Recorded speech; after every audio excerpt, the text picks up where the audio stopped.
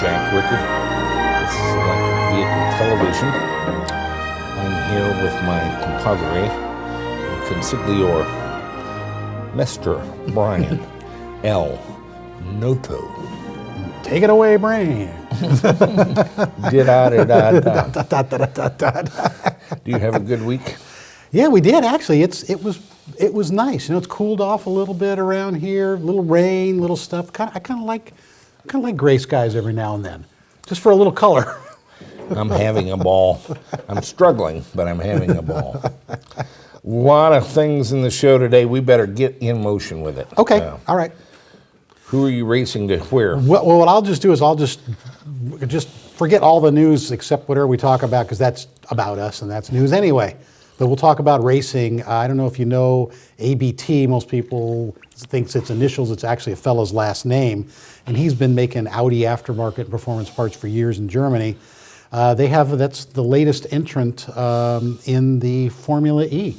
So we have a ABT sponsored team under the Audi Sport banner. So I think that takes us up to maybe 7 teams out of 10. Well, they probably have their 10. They're just doing this press release week I like thing. it. I like how they're doing it. Isn't that how it comes out? So everybody gets a week in the limelight. I think that's what's going on, because they're here by every Friday. They're just, I know, they're by Friday. By Friday, we've got news from the racing front from Formula E. Excellent, yes, excellent. It is good. Nice.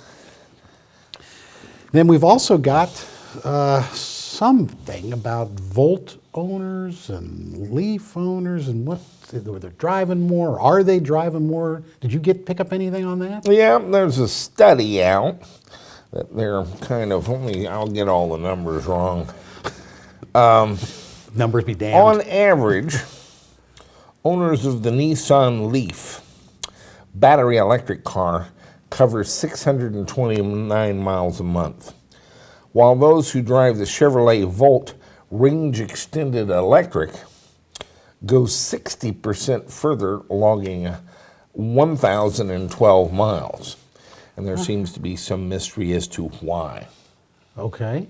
Why would Volt owners drive further than Leaf owners? Let's see. They could live in the suburbs. Who knows? They drive it more. What happens if you run out of juice with a Leaf, Brain? Well, you're done. You get to call a flatbed truck.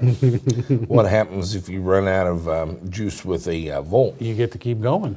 It's a range extended. Well, that's right. So you don't have to worry about it. And they actually sort of coined the term range anxiety to explain their technology. But interestingly, 75% of the Volt miles I can't imagine. are all electric. Are electric. Even though it only has a range of 35, 37 miles. Interestinger and interestinger. Very, very interesting. So the anxiety is real, but the range problem isn't. Isn't, right. That's right. Take some Valium. Yeah. Get over it. Vicodin. Yeah, anything with an N or an AM, just take it. And so there's that. Meanwhile, the LA Auto Show. Oh, it opened yesterday or something, probably. Yeah, huh? So I some days just wonder how they survive to be an industry and the media covering them even worse. They're all abray over the Cadillac ELR. And the problem is the price. Yeah. $76,000. Yeah, I think we reported kind of the range they were going to come in, maybe a month ago or so, yeah. Well, nice. they came in the high end of the range. Yeah, they did. But wow. how many times do we have to go over this? I'm going to predict that they'll sell more ELRs than they will Volts over the next year. Yeah, probably, yes. Why not? Now, if they can sell Teslas at $107,000, why can't they sell a Cadillac at $76,000? Yeah, and they're already selling Cadillacs at pretty darn close at, if not 60. already, yeah, in the 60s, sure. And so, what's the magic? and I'm going to put a photo of it. Everyone seems to indicate that the Cadillac is just like a Volt. Well, there is a familial resemblance, but here's a couple of pictures of them. I have a Cadillac Escalade. It's true, it's probably the only electric one in the world. That's right, the Escalade. I like it just fine. It's really just an Avalanche, unless you go look at an Avalanche. Cadillac has always done a very good job of upscaling the General Motors line, and they do it for real. Yeah, no, it's A real much stuff, nicer yeah. interior. It's a much nicer exterior. Here's a two-door coupe that is just, I think, gorgeous. And here's a four-door mommy car Yeah. that isn't. No, and when it first came out, remember how it was concepted to look? The If Volt? they had delivered Yeah. the concept car, Yeah. they would have done okay. And raised the price on it and delivered the concept car. Giving it to Cadillac at the time, and the heck with it. It turned it into a Peter Paul Mounds have nuts instead. It's like a concept car melted down in the sun. And, Gooey on the and dashboard. guess what? It's never been very commercially successful. No. I think that the same adoption curve, the same early adopter mechanic is going to hold sway again. And you'll find some GM diehards who like the LR very well and do buy it and do enjoy it very nicely. I think so. I do. And probably drive it more electric miles than the Nissan Leaf.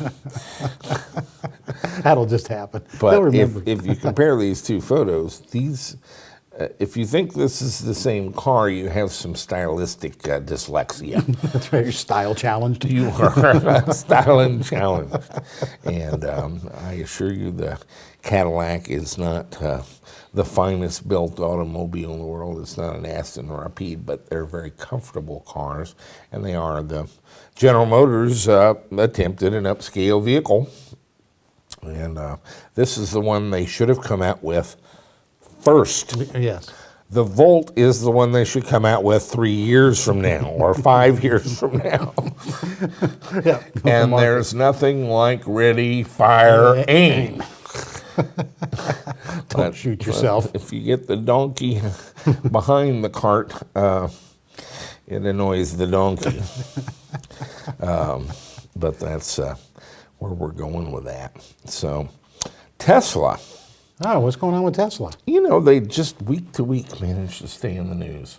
And with fascinating things to me. What did they do this week?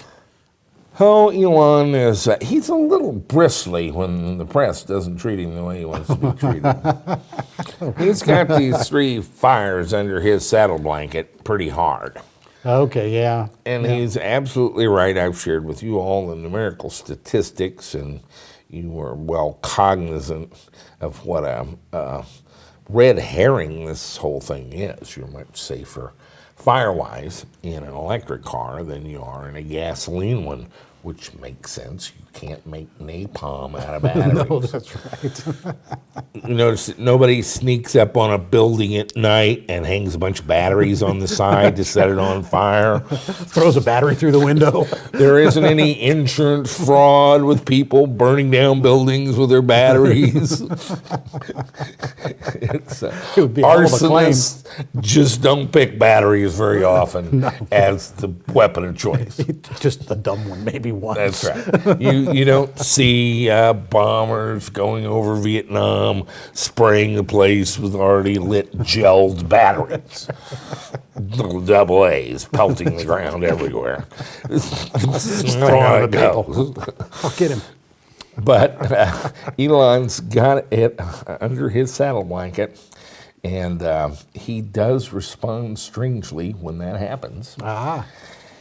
But I like this one as a Model S owner. He's declared that fire damage to a Tesla, even due to driver error, is now covered under warranty. Really? Oh, man. So if I drop a cigarette on the floor and burn the carpet, I think they're going to cover it under warranty. I love this. Any fire, that's right. He didn't say what fire. That's right, just fire. In fact, he said specifically, even if it's a driver error. And so, but his mission there is to make insurance companies advantage the Tesla Model S with regards to rates, because fires are so common in gasoline cars. Interesting. It kind of drives home the point that they're not in electric cars, and that he's taking on the risk on that, and so the insurance companies should be able to lower their rates. George Blankenship. I'm not sure what this means, if this is really a personal issue or if something has happened internally. But George Blankenship has apparently retired from Tesla suddenly. Oh, really? And said on his LinkedIn page, done with Tesla. He is now claiming to be the captain of smiles for the Blankenship family adventure. And that sounds like he's retiring. Now, when you stop and think about it, he did the Apple retail stores, which was kind of a retro type thing. Remember, we had Comdex and all the computer stores. Right. Computers had gotten away from neighborhood stores and so forth and gone to mail order almost entirely. And then Apple comes back out with these Crystal Palaces with the brainiacs and who are not as sharp as they describe them on television, let me tell you. Anyway, it was a huge success. I'm going to guess that George got some Apple stock options as part of that career move from the Gap. Yeah. He joined Tesla, 2 years ago, 3 years ago? 2 or 3 years, yes. I bet he got some stock options there, too. I guess he doesn't really have to do anything but be the captain of smiles of the Blankenship family at this point. He can make you smile. That's right. So that make it rain, George. Pretty good. And it just keeps on Teslaing. Consumer Reports, which had previously noted that the Tesla was one of the finest cars they had ever tested. Yes, they did. Yes. Did a satisfaction report, and they do this every year. 300,000 car owners, and they survey them, and it's a fairly simple survey. The central question is, would you buy the car again? Oh, okay. And it's multiple choice. You don't have to write an essay. And the top answer is, I definitely would buy it again. Okay. Completely satisfied, would definitely buy it again. And then there's 4 or 5 others. I don't remember exactly what they are, but I would consider it. I'm not sure whether I would or I wouldn't. The bottom is never on your life. Right. So it's a pretty basic survey. For example, the Dodge Charger was the winner in its class with 85% selecting that top option. That sounds pretty good. That's a good number. Subaru had one in a compact class with that. And then Tesla got 99% approval out of 600 Tesloids. Oh, really? Apparently 594 of them gave it the top mark. Let's take a look. I got their little video. I think I can rip this off. They're not advertising supported, and this is kind of an announcement video. Let's take a look. All right. Which cars do people love the most? After surveying owners of 350,000 recent cars, Consumer Reports has owners' favorites in 5 categories. With small SUVs, it's a Subaru Forester. 85% said they definitely buy it again. Same with owners of the Mazda 6. It's the favorite midsize car. And with large cars, the V8 Dodge Charger. 85% of owners said they'd buy it again. Among sports cars, top of the list is the Porsche Boxster. 95% said they'd go for the Boxster all over again. And what is the best loved car of all? The Tesla Model S. 99% of more than 600 owners we surveyed said they'd buy the Tesla again. I'm Sue Lacola for Consumer Reports.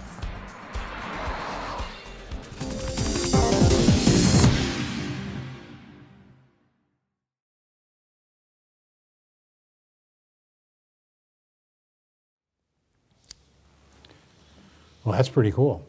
You know, The Boxster at 95. Yeah, that's and nice. Tesla at 99. We can't get 99 out of 100 people to agree on anything in this country. And but That's apparently amazing. they do like their Teslas.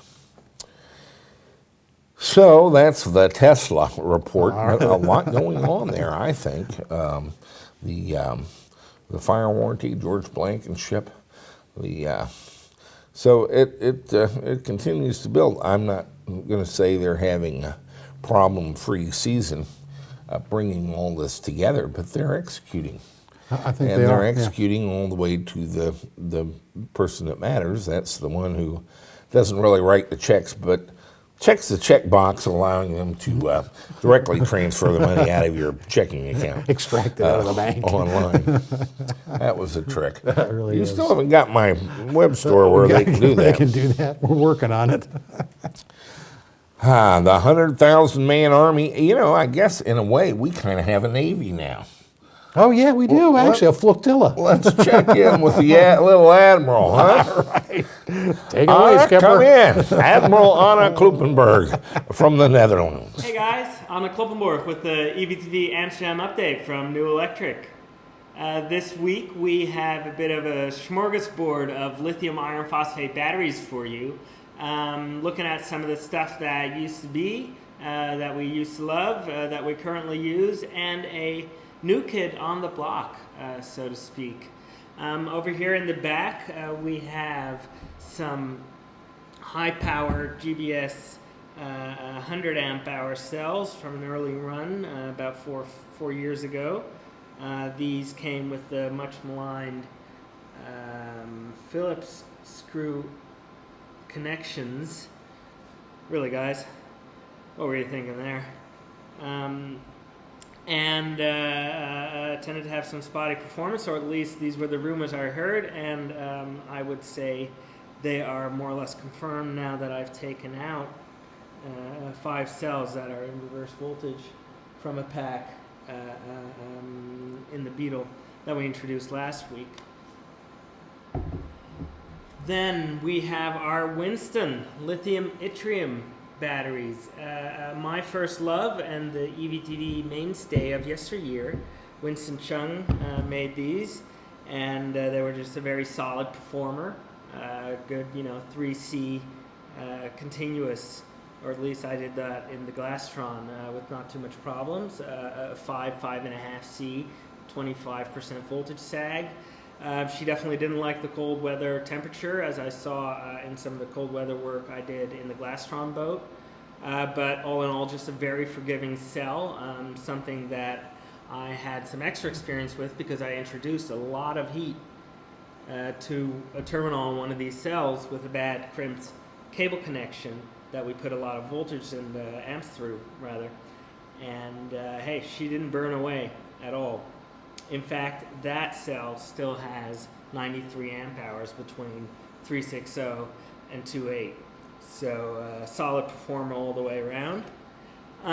Then we have our current EVTV champion and darling, really, the second generation lithium iron phosphate cell from CALB, the gray series, CAFI. This cell comes in at an amazing 117 amp hours, so she's good 15 to 20% over spec. She performs admirably well. We all know and love this cell, and then you have her in the 180s over here. You have her in the 100s. The 60 amp hours, a beautiful form factor, and we'll soon be getting our first load of the 40s. EVTV in the USA has had them already. Interesting cell for high volt AC systems where you're looking at 300, 400 volt, 100, 120 lithium iron phosphate cells. Now you need some of that smaller form factor. So basically, all is well. In battery land, we have a certain price range between, say, your current top of the range, say, CA series cells, and maybe your Winston or Sinopoli backup possibilities. But there's a new player at the scene, and it is a German cell from ECC, Reipenning. Reipenning is the name of the gentleman that actually built himself a factory not about 5 hours down the road here from New Electric up in northwestern Germany. The Reipenning cell is branded as an EC storage power supply, and this is their 45 amp hour offering. There's a video that I hope to get some subtitles to and clean up a bit that has an interview with the maker of the factory, Mr. Reipenning himself. And I believe he talks about how a lot of influx of renewable energy at peak influx with wind and solar needs to be stored at high power rates and then needs to be able to be drawn on in same high power rates in a decentralized smart grid solution. So basically he developed these lithium iron nanophosphate cells in cylindrical format with mostly energy storage in neighborhoods with large supply of solar or wind energy. But now they're opening up their eyes to the different possibilities, both in mobile and fixed applications. And one of the possibilities would be to start looking at these batteries as a source of traction power in mobile applications. They've done some small-scale work with scooters and the like, and are now looking to branch out into real vehicles, as I like to call it. Anyway, so the cell is definitely, of German make and quality. I mean, here we've got our "Don't throw away, please recycle" signs. Are noted to be a 148 watt-hour, 3.3 volt cell. It has barcoding, branding. This is your minus. It's an M8. That's your plus. Once again, M8. So, hey, I've never been the biggest fan of cylindrical for no real good reason except that, I've just always worked with the prismatics, and you can get a lot of them into a box, and you put good connective hardware on the top, and Bob's your uncle. These, obviously, to get a significant amount of them mounted into your vehicle, you're going to need some honeycomb structure. Most likely, you're going to be paralleling probably at least 2 of these to make a 90 amp hour group. Why is that? Well, let's put up the data sheet to these batteries. A few interesting things to note. I mean, they're basically keeping to a 2C continuous 5C pulse rating on their data sheet. So nothing really new there. The claim, though, is 5C continuous in a good battery rack due to better ability to thermally get rid of the heat. If you've got air all around each cell, it'll be able to have a slightly higher discharge rate, I would think, just for pure fact that it has a natural coolant area of air around it. One really interesting part is we're saying here 2,000 cycles at 100% depth of discharge, and up to 8,000 cycles, or over 8,000 cycles, at 70% depth of discharge, with 5,000 cycles being in between at 80% depth of discharge, 85% rather. The point of these batteries, supposedly, is that they have an extra guarantee to their cycle life, combined with the fact that now your guarantee is from a German company with a factory 5 hours down the road for us here in Europe, but at least still within the EU for those over in the States, looking to find a partner that has ample supply and production capabilities within one of these countries, in this case Germany.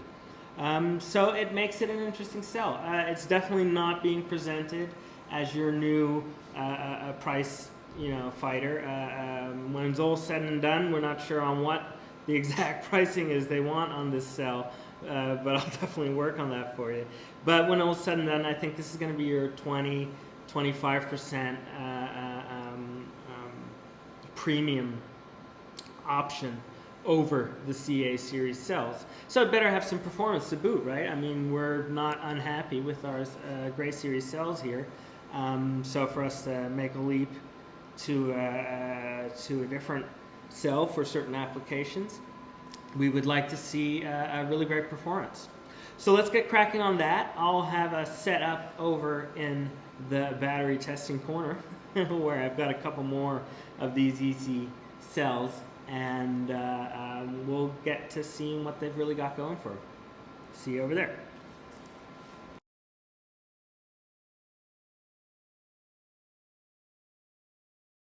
Okay, so here we have 4 of the ray pinning cells in a 12 volt series configuration. The first thing I'd like to see is if I take them down to a set voltage, how balanced they are out of the box.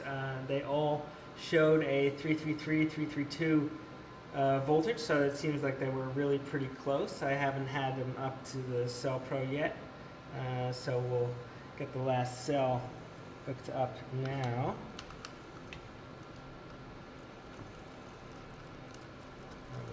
Need an extra. That's one thing I noticed.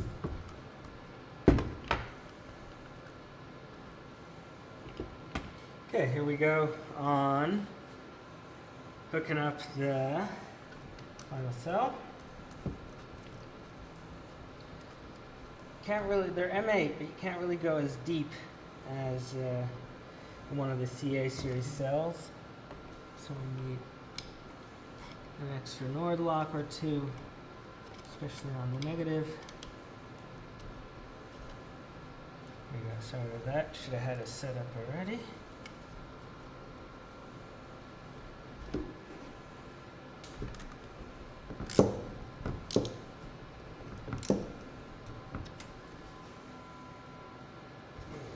There you go.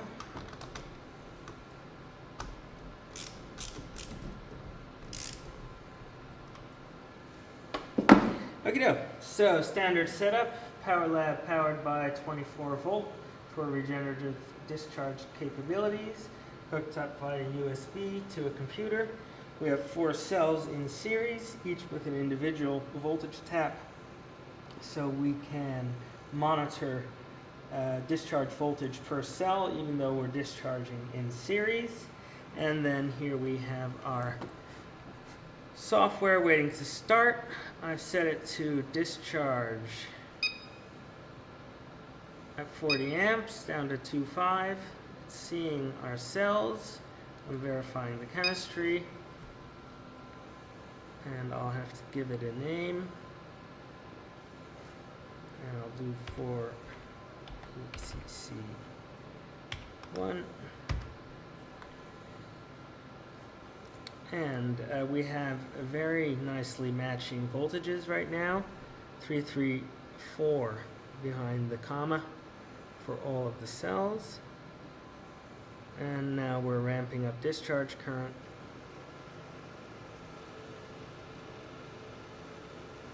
And our discharge voltages are very consistent. Now this is out of the box, right? Literally, I open a box, I hook them up. This is what's happening.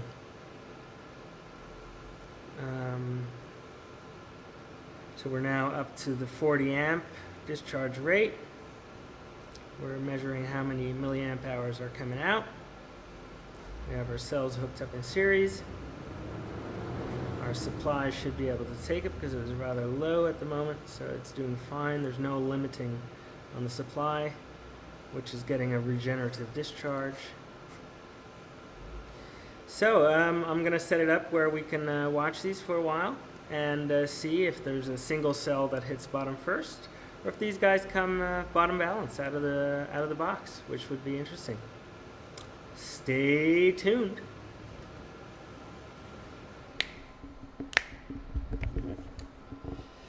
So while we are waiting for paint to dry over in this corner, let's see, that's the new cover that's going into the Delta. Over here, she is happily charging away with her Brusa at a steady 12 amp rate. Not really fast, but she'll get there, no problem. Is all well in the land of the Delta now that we're all connected back up and we can test our new prop? Well, not quite. I had failed to connect a bolt properly. I missed one bolt out of a couple hundred that we have in here. And in group 38, half of the group wasn't connected properly. That bolt. And that meant that the other half of the group was doing all the work, and as we were discharging the pack a little bit over halfway through the discharge, we reversed the cell that was doing all the work. So we had to take out that group, add in a newly bottom balanced new cell, and over here we have our victim. Red to plus and black to negative, and there we have negative voltage at -0. So she had to come out, and we put in a new one. Of course, we had to run down the whole pack, and we couldn't really dry run her because we didn't want to heat up the bearings on our new prop shaft mount. So we took our serial discharger, our serial discharge table, the Sol Jr. with 3 warp 9s, and we took the pack down. I'm very happy to say that Celso Manaya's bottom balance job behaved beautifully. I took everything down to a 279, and it held there steadily, all 47 remaining groups being perfectly in line. I added back in the original cell and the new out-of-box cell that we also balanced down to 279, holding steady for 24 hours. We popped her all back in, hooked it all back up, turned on the charger, and she is now merrily charging away. And we'll be interested to see if we hit that 0 mark or if we have some calibration issues between charge and discharge, what with low-level use from the DC-DC converter. Anyway, so that's happening in the land of the Delta. When we get half a moment, we'll pop her out into the water and test top speed and temperature management and all that good stuff. Right now, we're waiting on one of these new cells to break a sweat and head off from the pack, if it will. So stay tuned. Okay, so we're back in the corner. We've been called over by the power lab, letting us know that it was done with discharge. I quickly put up a little monitor to catch the bounce back on these cells. But let's stop the monitor, and I'll get us in here. And beep. There we go. And let's bring up the graph, open graph, of the discharge. But all in all, rather balanced, down to 2.7, 2.6 even. So very consistent. That's one thing the Germans like to be known for, their Grundigkeit, which is a very consistent quality. So let's take these cells as they are, and now let's charge them up to 355 from this state.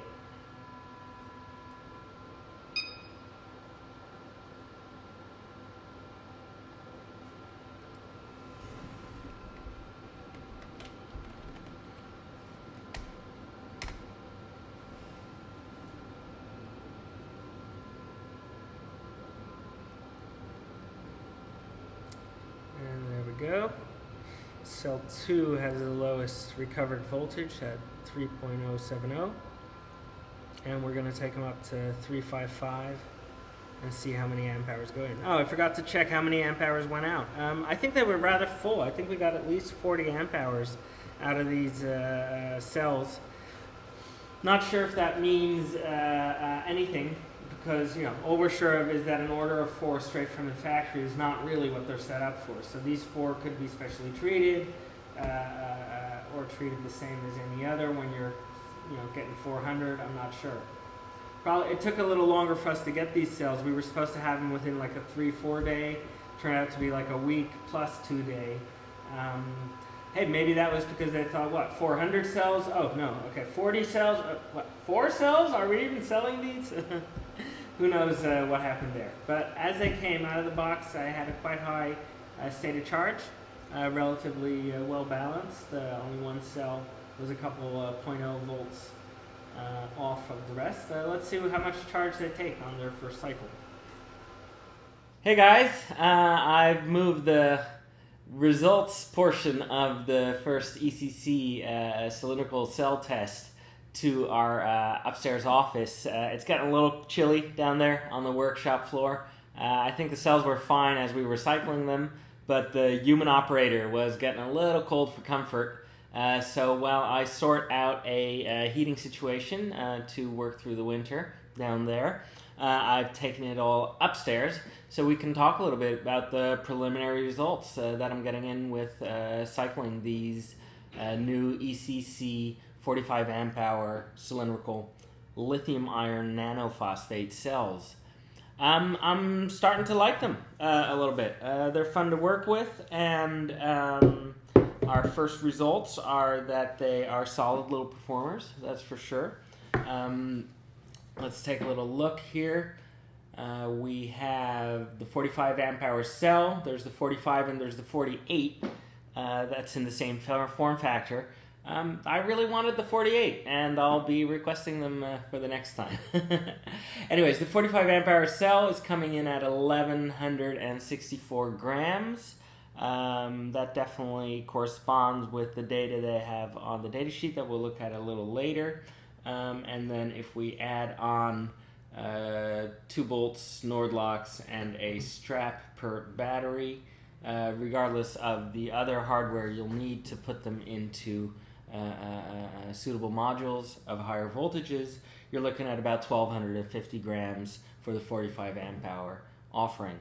And I believe volumetrically and weight-wise, the 48 amp hour is the same, so even a little better than that. So we left it at our first discharge and then first charge cycle downstairs. Well, the first discharge was really flat, like we were saying. In fact, at the end, we're talking about a 0.02 voltage difference between the lowest 2 cells and the highest 2 cells.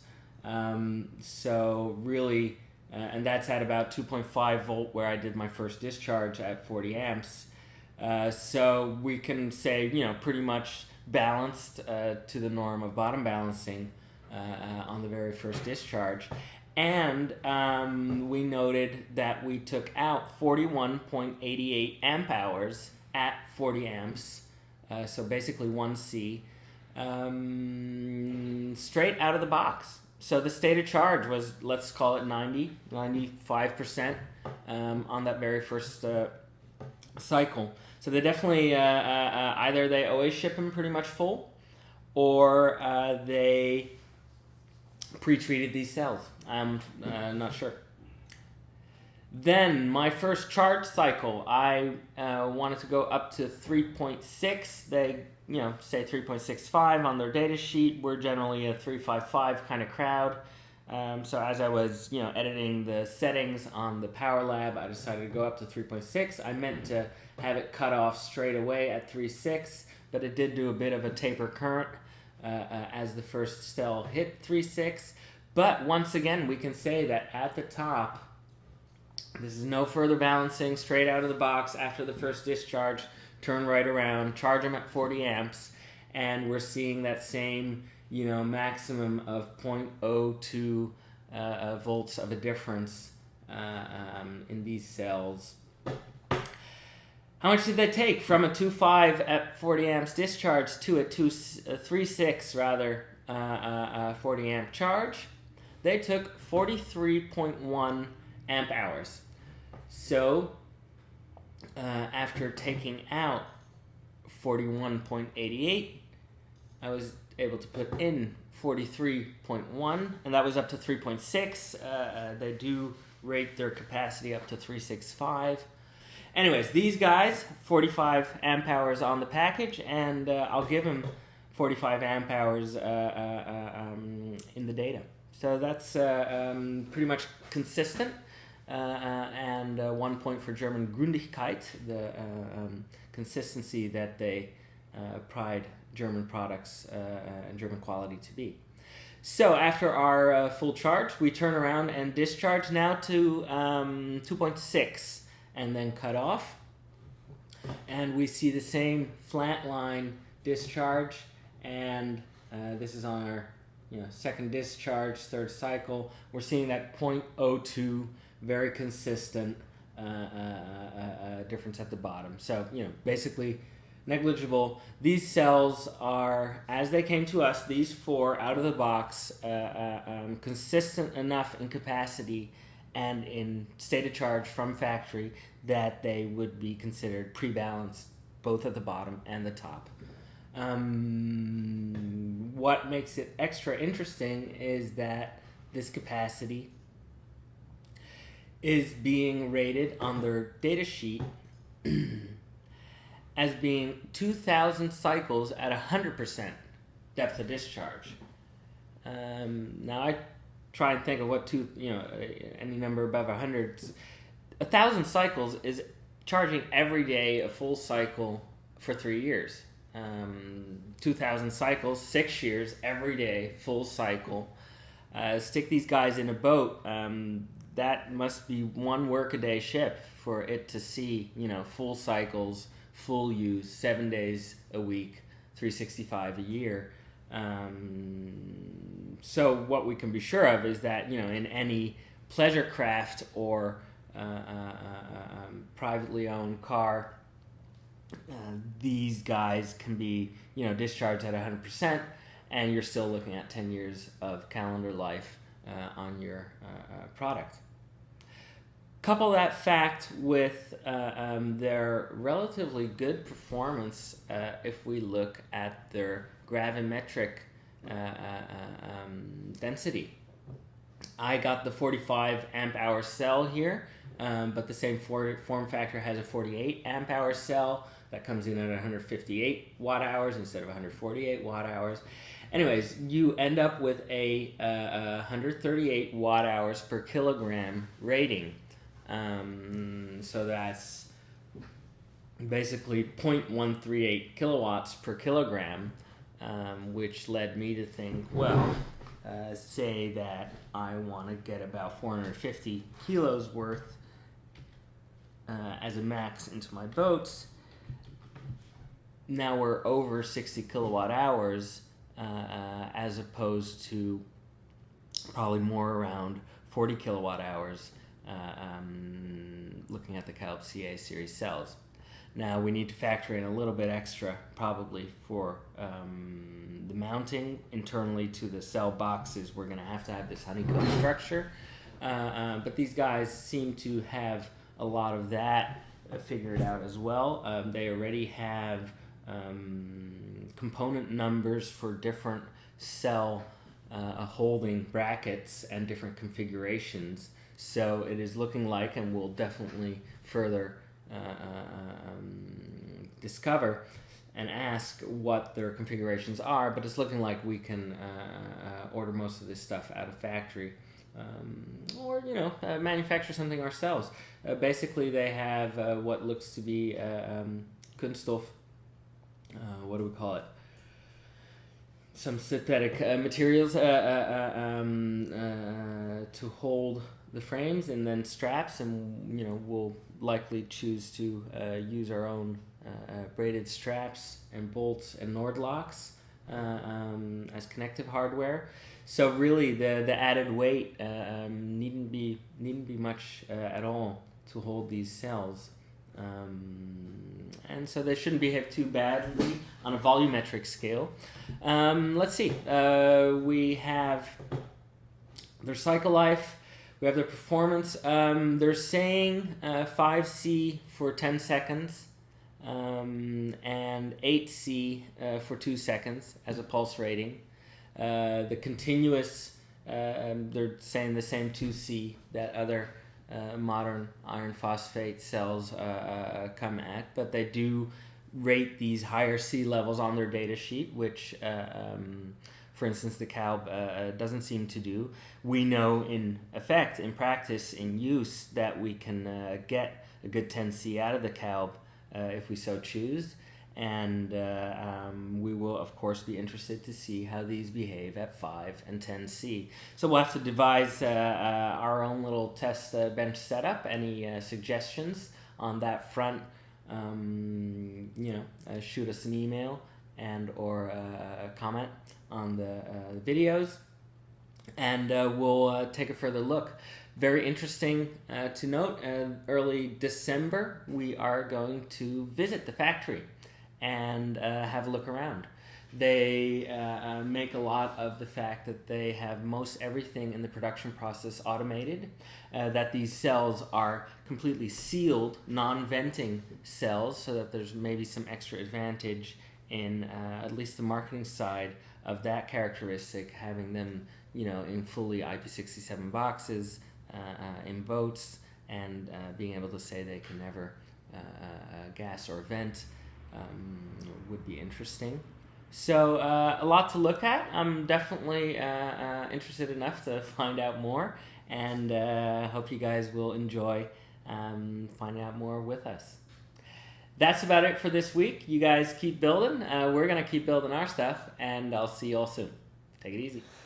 Ooh, it must be a little cold in Holland these days. He had to go upstairs. Had to go upstairs, but he's doing the battery thing. He is. Watching paint dry. Welcome to my world, Lana. And the new, what do you call it, ECC? ECC batteries from Germany, I They guess. Yeah. appear to be very consistent. That would be very Teutonic of them to do that. Yes. And that could be a huge advantage. So not for that size cell, I'd like to see higher power output. Yeah, more power output, yeah. But the energy density, what did you say, 150 watt hours per kilogram? Per kilogram, yeah, I think it was, yes. That it depends on what kind of little plastic arrangement they have to mount all these things, but that could be very interesting yes. for a lot of applications, but hugely so, I think, in the motorcycle world. That looks, kind of the ideal width of the motorcycle about a width of it, and, yes. And you could assemble some very good packs for that. We'll, I guess Anna has selected that. We'll be carrying it in the store. Right, Normally we select and Anna carries, but that door swings both ways too. Go. So we will probably, if he ever does get a price and able to get them in quantities larger than 4, Yes. we will stock 100 or so of those. If somebody wants to play with it, bring them over here. And as he brings our Chinese cells over there, so all's right with the fleet. Yes, very good, yes. Apparently had a little mishap. Connections. Yes, I know. Oops. 1 out of 200. Yeah. Yeah, you have to tighten all the bolts. Yeah, 199. That can lead That's to trouble. good, but it's not good enough. That's right. And what it did was throw his whole pack out of kilter, and he got to revisit the bottom balancing, although in kind of a large sense. Good work, little Admiral. Yes, sir. I'm going to show one now that is a little interesting. This is Mark Bush out in Arizona. Has a 914, and Nice. he has an odd take on a walk around of a 914. Let's take a look at the what do they call him? The little comic or something? Charlie Chaplin. Charlie Chaplin. Yes, I can't remember what he. The little somebody. Bring it in, Mark. Show us what you got, buddy.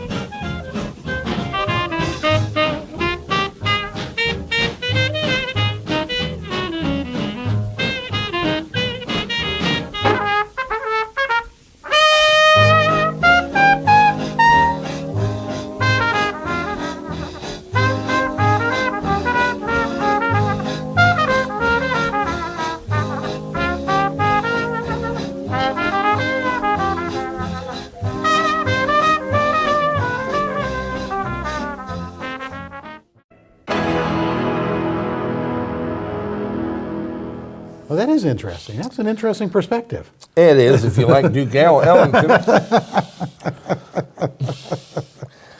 Interesting Yes. thing about Mark's conversion, he has never drilled a hole in that car. Really? He could put that 914 right back on the road as an ICE engine car today. Really? Interesting. He's Way to never go. made a mark Nice. on it. Okay. Huh. But did he have a bucket of rust to start with, or what? Yes. Ugh. That's an EV done the hard way.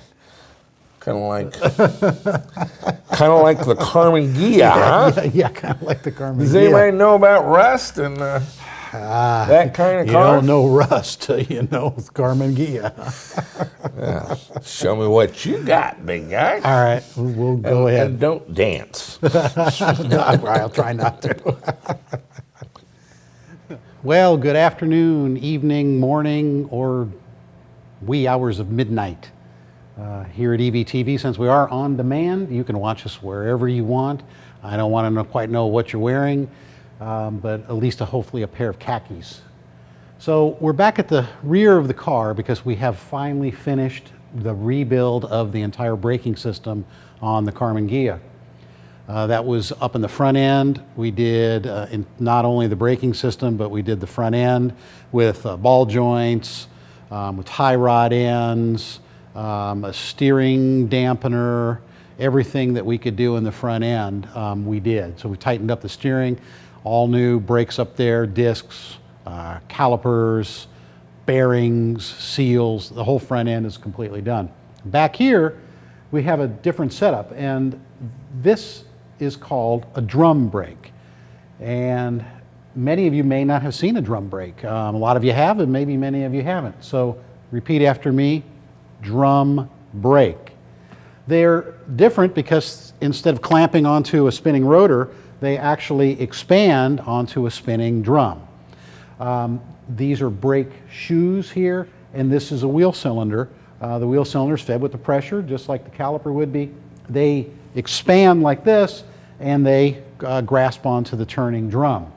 This down here is an adjuster, and that's how you keep these brake shoes where they're just very, very close. So a lot of people will have them just touching, which is fine. We're going to just back them off to the slightest degree, one, so that you don't hear them when they expand, but secondly, we want to get as good a rolling resistance as we can. I think you can see here we have grease, we have sealed this, we have new bearings in there. There's 2 bearings. This is an independent rear suspension, so there's a little stub axle, not the long axles like we're used to with the swing axle transmissions in the VW. So this actually is connected to the transmission by way of an axle, and we'll show you all of that. And this spins, and it's a splined shaft here that the drum fits on. We've got all that rebuilt, renewed, new emergency brake cables. You can see there's some shiny little parts in here, springs. This adjuster here, actually, we use this. It's some people will call this an adjusting tool or a spoon. And it's pretty cool in a VW. There's actually 4 holes in the rear of this backing plate. 2 of them bring you right here to these adjusters. 2 of them allow you to look at the brake shoe, so that as you're adjusting, first of all, one will go in opposite directions. One will turn up and one will turn down to center those brake shoes. So you kind of have to look at them because it's difficult to even remember going from one to the next, let alone one side to the other. So we put in a spring kit, seals, everything, and you can see up here, new brake line. This is what you use to bend tubing, because sure, you can do it a little tiny bit by hand, but when you have to make a tight turn, you want to put your brake line into this, and you go ahead and bend it. It just makes it a lot easier. This is another specialty tool. You can fight your way through it, but this is actually for these little springs, these little brake springs, and it actually grabs them. You hold it from the rear, they're on a little shaft, and you have to rotate them 90 degrees, otherwise they will slip out. But we've got this, we've got the brakes in lines. We actually already, they're bled. Showed you a couple weeks ago, we put a new master cylinder in. The braking system on this is like stock. It's like brand new. It really feels good. The pedals are firm and really, really working well. But this, again, you just may not be familiar with it. And you know, Jack and I were talking about it yesterday, that it seems sometimes like you're taking perfectly good parts and throwing them away. But I've been talking with a fellow, Jeff Craig, on the phone, and Jeff has been in the middle of doing a Volkswagen. And Jeff, I got your last name incorrect, excuse me, but you know, he's looking at it and having to do some of the mechanicals that we're doing here with our car. And you really don't want to wait until later. I mean, the last thing you want to do, and I think we've kind of harped on this over and over again, but it really does make sense. You don't want to get your electric vehicle built, go through all of that time and effort and expense, and then find that you've got to take it down, let's say for a couple of weeks or something, because you didn't you know, replace a bearing, or you know, your brakes didn't work as well as you thought. And it's just a good idea to get some of the mechanical stuff out of the way. I mean, everybody that's been following this project, it has taken us a long time to get to this point. Aside some of the cosmetic work and some of the rust abatement that we had to deal with on the car, But a lot of people email me and talk to me, and that's an issue when you're working with some older cars. It's a trade-off because when you work with a newer vehicle, you have other systems that you're going to have to integrate. So everything takes time. So the mechanicals, though, on an older vehicle are definitely a thing that I would do at this point. Don't scrimp on the parts. We've got in the front, we ended up getting German rotors instead of Brazilian. If you can get, either a new old stock or an original part, I would get it. If you have to get reproduction parts, that's fine. They're good. Sometimes they can save you a few dollars, but in terms of a difference of a Brazilian wheel cylinder that costs you $12, or maybe a German one that costs you 18 or maybe 20, you only have 2 of them. So maybe you spend $10 more getting the original German parts, but you've got good seals. Same thing with all of your with all your bearings. And I think we showed you, I might have showed you last week, I don't remember, but we looked at a throwout bearing from that was in this vehicle actually, and versus a new German Sachs throwout bearing, huge difference in terms of the quality. So just keep that in mind. I mean, you're not spending that much money in addition once you're starting to spend, a couple $100, $200, $300 anyway. Another $20, $30 is probably not going to kill you, but it may make a big bit of difference. The emergency brakes, the cables, we put in new cables, as you can see here. In a VW and a later model VW, let's say a 71 or later, what you want to do when you adjust the emergency brake and you adjust it with 2 nuts on the handbrake itself is bring it up 2 or 3 clicks up the ratchet, and that's where you should have it adjusted so that the emergency brake can release a little bit extra. Also, you're going to have to do that again. These are brand new cables, so you're going to have to go in there and adjust those emergency brakes. So you go ahead at 2 or 3 clicks, you adjust them where the emergency brake is on. That way you can still pull it up a couple more clicks, and also you have a couple more down at the bottom to where you know for sure that emergency brake is off.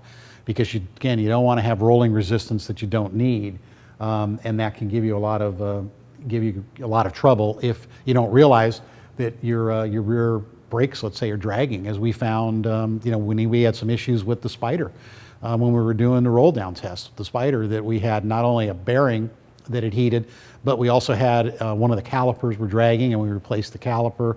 We had more resistance on the wheels because the axles were not at neutral; they were too negative. Our tires. So there's a lot of things that you really need to look at. Ultimately, the wheel and tire will go on this. We'll button it up. This is the axle nut, and it will hold the drum on. These axle nuts call for a torque spec of 217 pounds, 217 foot-pounds. There also is this is a castellated nut. It has these slices in it because there are a couple of holes, in this stub axle here. And you want to put a cotter pin. You really have got to make sure that you put the cotter pin in there. This was the axle nut that we had talked about at EVCON. When Jehu, hi out there Jehu, not to make an example of you, but it happens that his rear wheel could have come off, completely detached, because this nut was not torqued down, and the cotter pin, actually fairly light cotter pin, I think, may have been through it. I don't think there was a cotter pin through it. So just make sure you do all that. Any vehicle that you're working on, get a hold of a good repair manual. We use the Bentley manuals. We have the Bentley manual for this year. We also have one that covers I think 67 through 69 VWs, because it gives you both of the trans axles. It gives you the swing axle as well as the independent rear suspension. So we just got this done. I wanted to show you what happened here. I'm very excited about having the brakes in, adjusted, and I'm also going to show you a couple of other tools that we used to especially bleed the brakes, which made it super easy. We've had issues, and if you ever have where you've had to put somebody in the car, it's a two-person operation, pump the brakes and hold them, and then you come back here and loosen the bleeder valve, and you have to tighten the bleeder valve, tell the other person, okay, pump them again. It's a lot of communication. If you get that communication out of sync, you can get air back into the line. So we found a little tool that I'd like to show you that you may be able to employ if you're having to do brakes at all. It's probably nice. If you have a shop, you may already have one, but you know how we like to find cool tools around here. So let me show you what we did at the front of the vehicle at the master cylinder, and I think you'll like it. All right, so we're here in the front of the Ghia as promised, and wanted to show you a little something that we will EVTV jury rig, and we have the king of the jury rig, Mike Smith here, who's been mechanicking with us. And Mike said there's nothing he likes. He just hates everything, but he does like to make things work, and I really gotta love him for it. So a problem with bleeding brakes a lot of times is you're doing it by yourself. And as you can see here now, the reservoir's in, all the lines, we bled the brakes. But we did have a tool here that purports to put pressure on the brake system, making it really easy to bleed brakes and also making it a single person job. It's a power bleeder by Motive Products, and we like to get some stuff from Summit, and they were kind of proud of this, and I was kind of irritated that we didn't use before, especially when we were bleeding the thing brakes and things like that, no pun intended. But it said it was a universal kit, and universal to me means that it fits on a lot of stuff. So silly Brian ordered it and got it in, and nobody could figure out how to make it work on a VW. That is until Mike got here. So we needed to put it on the cap, and you can see here, this is the reservoir cap, and fully lined down to the master cylinder that we showed you a week or two ago was in.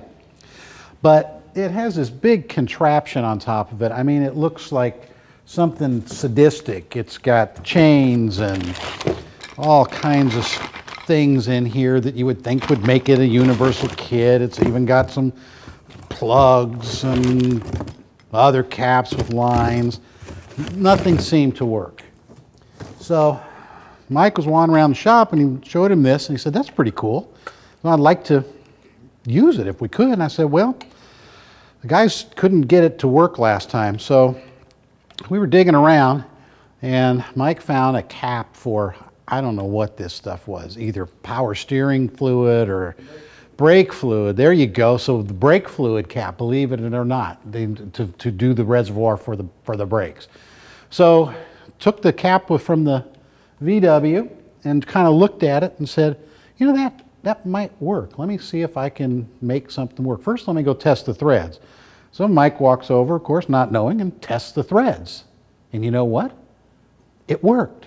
The threads were relatively the same.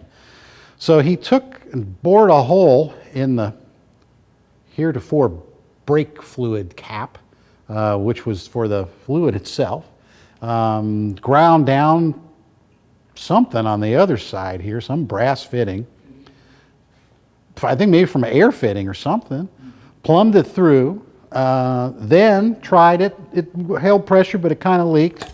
He threw a O-ring in there, pumped this up, screwed it on, pumped it up to the recommended 10 pounds, and you know what happened? That little gauge went up to 10 pounds, and it never went down. So went out and took your brake bleeding tools, and they're I think on this car is maybe a 6 and a 7 millimeter wrench. Go out to the back. You've got pressure now, or in the front, you've got pressure on the system, and you just go ahead with this thing pressured up with it on your master cylinder reservoir. You go ahead and just crack those, and so that you don't get brake fluid everywhere. Of course. And this is not a sippy cup. Don't drink this. Don't try this at home. Actually, we probably should have labeled it, other than Members Mark, Sam's Purified Water. But just bored a hole in there. I think at one point we even lost this in a gigantic 2-liter bottle and made a mess, but just took a small bottle. You put this up on the little bleeder nipple, crack it. Again, the fronts were, I believe, the larger ones. I believe they were the, I can't remember, I think they were the 7s and the rears were the 6, but you'll find them. And you just crack it, let it run down till you see it running just clear fluid in here, no bubbles. Knock it, shut it down, go around to all 4 wheels, test your brakes, go adjust the rear brakes, go do it again until your pedal feels solid. And hey, we've got really good brakes in this car. The pedals are solid, everything's just feeling really good, not spongy at all. I'm feeling pretty confident that when I get this thing up to, warp factor 3, that I can bring it back down before the next stoplight so I can take off fast again and see how quick it is. So the entire braking system is completed, and that's a big, big step. And that's how we did it, and used some parts we had laying around that we hadn't used before and spent a lot of money on. Kind of jury rigged them, adapted it to work, tried it, didn't say no before we tried it, and came up with a cool little system here. And Mike is my hero. We have brakes in the Karmann Ghia. All right, I bet you're wondering what this is. This is the transmission. I think we introduced this to you and talked a little bit about it. It's going to go in the car, actually. That's some good news. We kind of like that. So this is our built trans. Last week we talked about the gearing and our gear selection. This is where we're physically going to go in the car. So what we have done now is attached the transmission mount, both the rears and the front transmission mount here, which bolt up to the car. And so this actually is sitting the way it would oriented to the car. We have, again, cleaned up our Bowden tube. We got another little part in. This is where our cable is going to go through. And we've got another little grommet that's going to slide over this just to keep our cable from getting too much dust or any dust in it. Throwout bearing we talked about, and this is the good German Sachs part. And again, we're always talking about parts and things like that. Not that the Brazilian one or the aftermarket isn't any good, but if you can get a German throwout bearing for, again, a few more bucks, it's just beefier, much, much better piece of equipment. So these are going to bolt up onto the frame. These bolt through here into the frame horn. So we're only talking about 4 bolts, basically, a couple of studs under the car and a couple of bolts that hold this thing in. What we also did was pre-fill this with transmission fluid. It's always a big issue. One thing to do is to don't turn it over when you do it. Do it from the side. There is a breather here, but we just put this on its side, and you can fill it up. It does take about 88 ounces for the IRS. A swing axle take more, and actually you'd really be a problem to do it with a swing axle because you've got everything open. With this one, the worst thing you have is a little breather hole right here, which actually you could plug if you were thinking about it. I guess you could put a screw or something over it, or even a piece of tape. But you fill it, and with 88 ounces of transmission fluid, we use a very, very light fluid. We use a synthetic ATF. It's fine versus a 80 or 90 hypoid oil, which is going to be much more viscous and just give you more. Again, we're always looking for as much free play and as least rolling resistance as we could possibly get. In this case, this is just transmission resistance. We've already got, our gear select and everything. Why give it away? But 88 ounces, just in case you were curious, for our friends who deal in liters, that's about 2.6 liters. For those of you out here that would rather be in a bar than building a Volkswagen, it's 0.022 barrels of beer. So if you put 0.022 barrels of any fluid in here, not beer, drink that. Doesn't make any lubrication. Put that in your transmission. All right, so you talked about the transmission. And we'll give you a shot of this, but the IRS transmission is up in the Karmann Ghia now. So brakes, got the transmission in. So let's just talk a little bit about the axles for a VW. Unlike the Speedsters, which have swing axles, those are the earlier type of transmissions, I believe before 68, I think through 67 was swing axle. I'm sure somebody out there will let me know if I'm incorrect. Then they went to an independent rear suspension.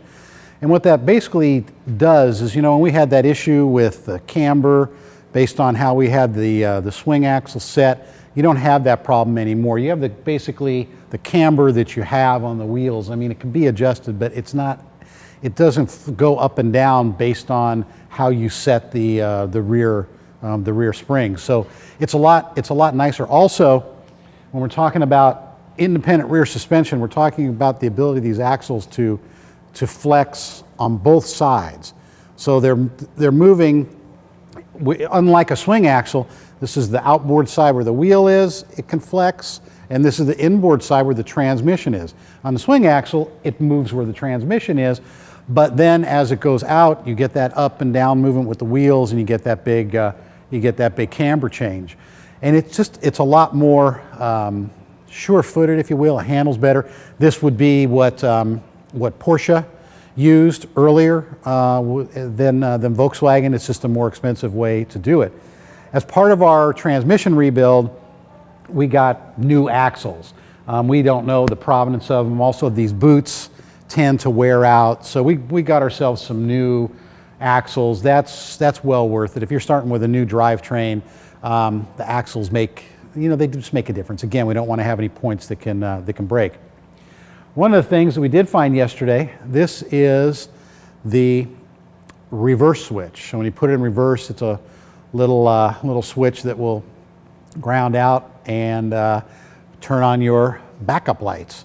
Ours, either it was broken or we broke it on installation. It's hard to tell, but the little spring in there has popped through. What that means also is that it leaks. So even though we pre-filled the transmission, we didn't notice the leak. We did see some things on the puddle on the floor where we had put it together on the cart. Weren't quite sure what that was. This is what it is. So we have ordered one and we will put it in, but things happen. The CV joints, ours, since they were rebuilt by Rancho Performance, by Sam and the gang out there, we don't have to fill these with the molybdenum grease. You normally do. What you do is, this is a pack that comes with a lot of the CV boot rebuild kits, not the CV joints, but these boots themselves. And when you buy these boots, it'll come with a circlip that retains the CV joint. It usually will come with a little clip and a little boot that holds it onto the axle. It also comes with the grease. It's 3.2 ounces, about 90 grams of grease. What they specify to do is to actually pull this CV boot back. If you can't get it back, you can just use a little punch and drift this off of the CV joint. You fill about half of it into the CV joint on the back, and you fill a half of it packing the bearing. I mean, that's ultimately what you want to do, is pack this bearing and the other half in here. Keep in mind that when the CV joints are not packed, they're dry, and there are balls in there. 1, 2, 3, 4, 5, 6 big ball bearings and a race, and then also a carrier. When you don't have grease in there, those balls can drop out, and you just don't want your balls dropping out. It damages your balls, and your balls aren't happy. So always make sure that you put some grease in there. As soon as you start to work on this, keep them parallel and begin to pack it, and that will keep it tacky enough for you to continue to pack the bearings. They also come with, or you would have kept, but if you got new, they're serrated bolts. They're a 6mm stud. These are the only bolts that you use for your CV joints. They also come with, there are 24 of those. They also come with 12 of these plates, and basically through 2 of the CV joints, we put it so it looks like this when it goes through the hole with these with little carriers. They don't, the backing plates, they also, in the Volkswagen manual, suggest, and actually don't suggest, but show you using a lock washer. Well, we have a good solution for lock washers, Nord locks. So we have pulled out 24 of our M6 Nord locks that we will also use. The other thing with CV joints is the tool. This is a 6 millimeter, we have a 12-side serrated CV joint bolt tool, and they have to go in there. I don't particularly know why they don't use Allen keys or something, but this is always what Volkswagen has used. These are $5 at most VW parts stores. So when you're buying parts, it's a good idea to get at least a couple of specialty tools. This is one, if you have a IRS rear end, that you definitely are going to need. And like I said, I think they're available for $5 on most of the parts stores, and just look under their tool section or maybe in CV joints. So that is about it, other than, you know, with a M6 bolt, you're probably looking at maybe 14 pounds, foot-pounds of torque. I mean, you want to be careful, and these are, you know, they're flanges, they're circular, there's 6 of them. So again, just like when we do our clutch pressure plate, when we bolt it to the flywheel, you know, get them all down by hand, then go ahead and snug them up a little bit, then put part of the torque, you know, maybe put a few pounds on them, go in a star pattern around all 6 of them, get them in, and then go ahead and finish it up again in a star pattern, and then go ahead and check. But you don't want to ever warp those flanges, so be careful with those. That's the reason really that you really do need to torque those at a known value, and to use an alternating across pattern. So we're going to go ahead and put these axles up and show you a little bit of what that looks like, and we'll give you a little shot of the transmission after we do that. So stay with us. All right, so here we are, the floating head under the vehicle. But I do want to show you, I started the axles just with a couple of the CV joints in the axles with just a couple of bolts, just so that I can rotate it. And what you want to do is, you can see the angle of the boot itself.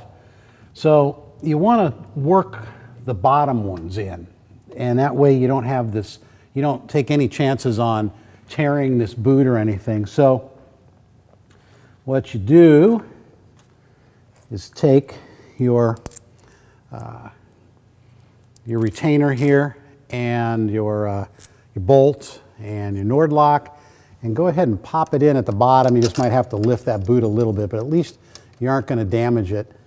And then go ahead and just get that bolt started. And you're going to do the same here with this one. Make sure that you've got them in and aligned properly. No race to cross thread anything.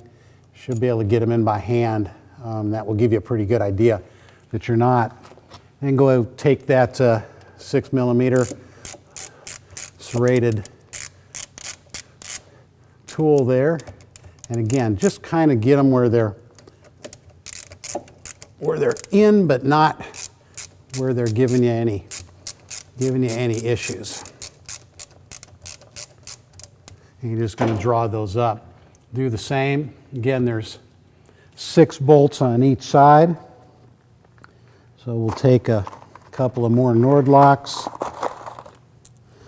cage, a couple of bolts, and we'll do the same thing here.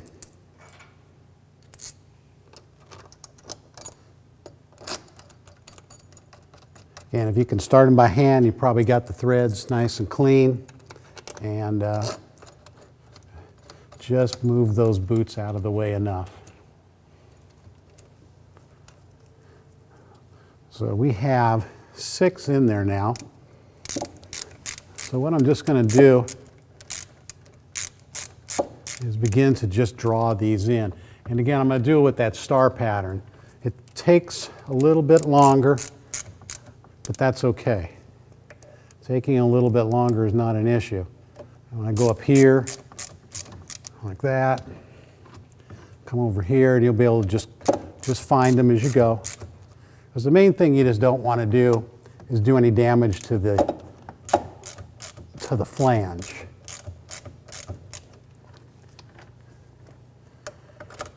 Like I said, it takes a little longer, but that's okay. And you'll just feel the CV joint begin to bottom out.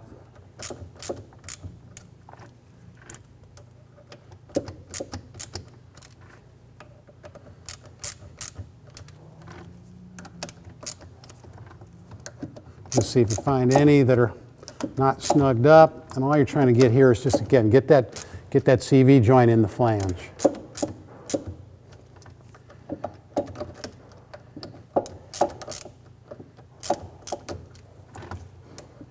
Okay, let's transfer this over now to our torque wrench. And torque wrenches, you know, we have a couple of different torque wrenches here. This one I had to take out of my toolbox because one of the torque wrenches that we had doesn't start until 20 foot-pounds. So what we want to do is get this in, and let's do it at about 6 pounds for the first one here. Just hang on to it. This will click.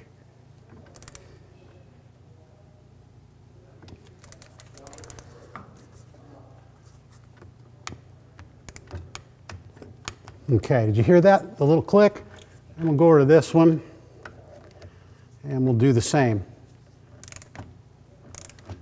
Again, using that star pattern.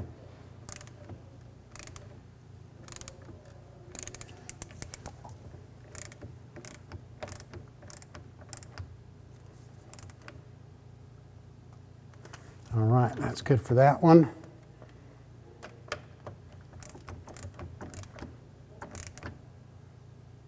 Hey, you hear that one real good. Go up here. And it's just drawing these in.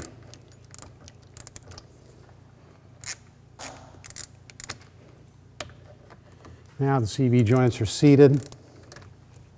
If I can keep my wrench in there.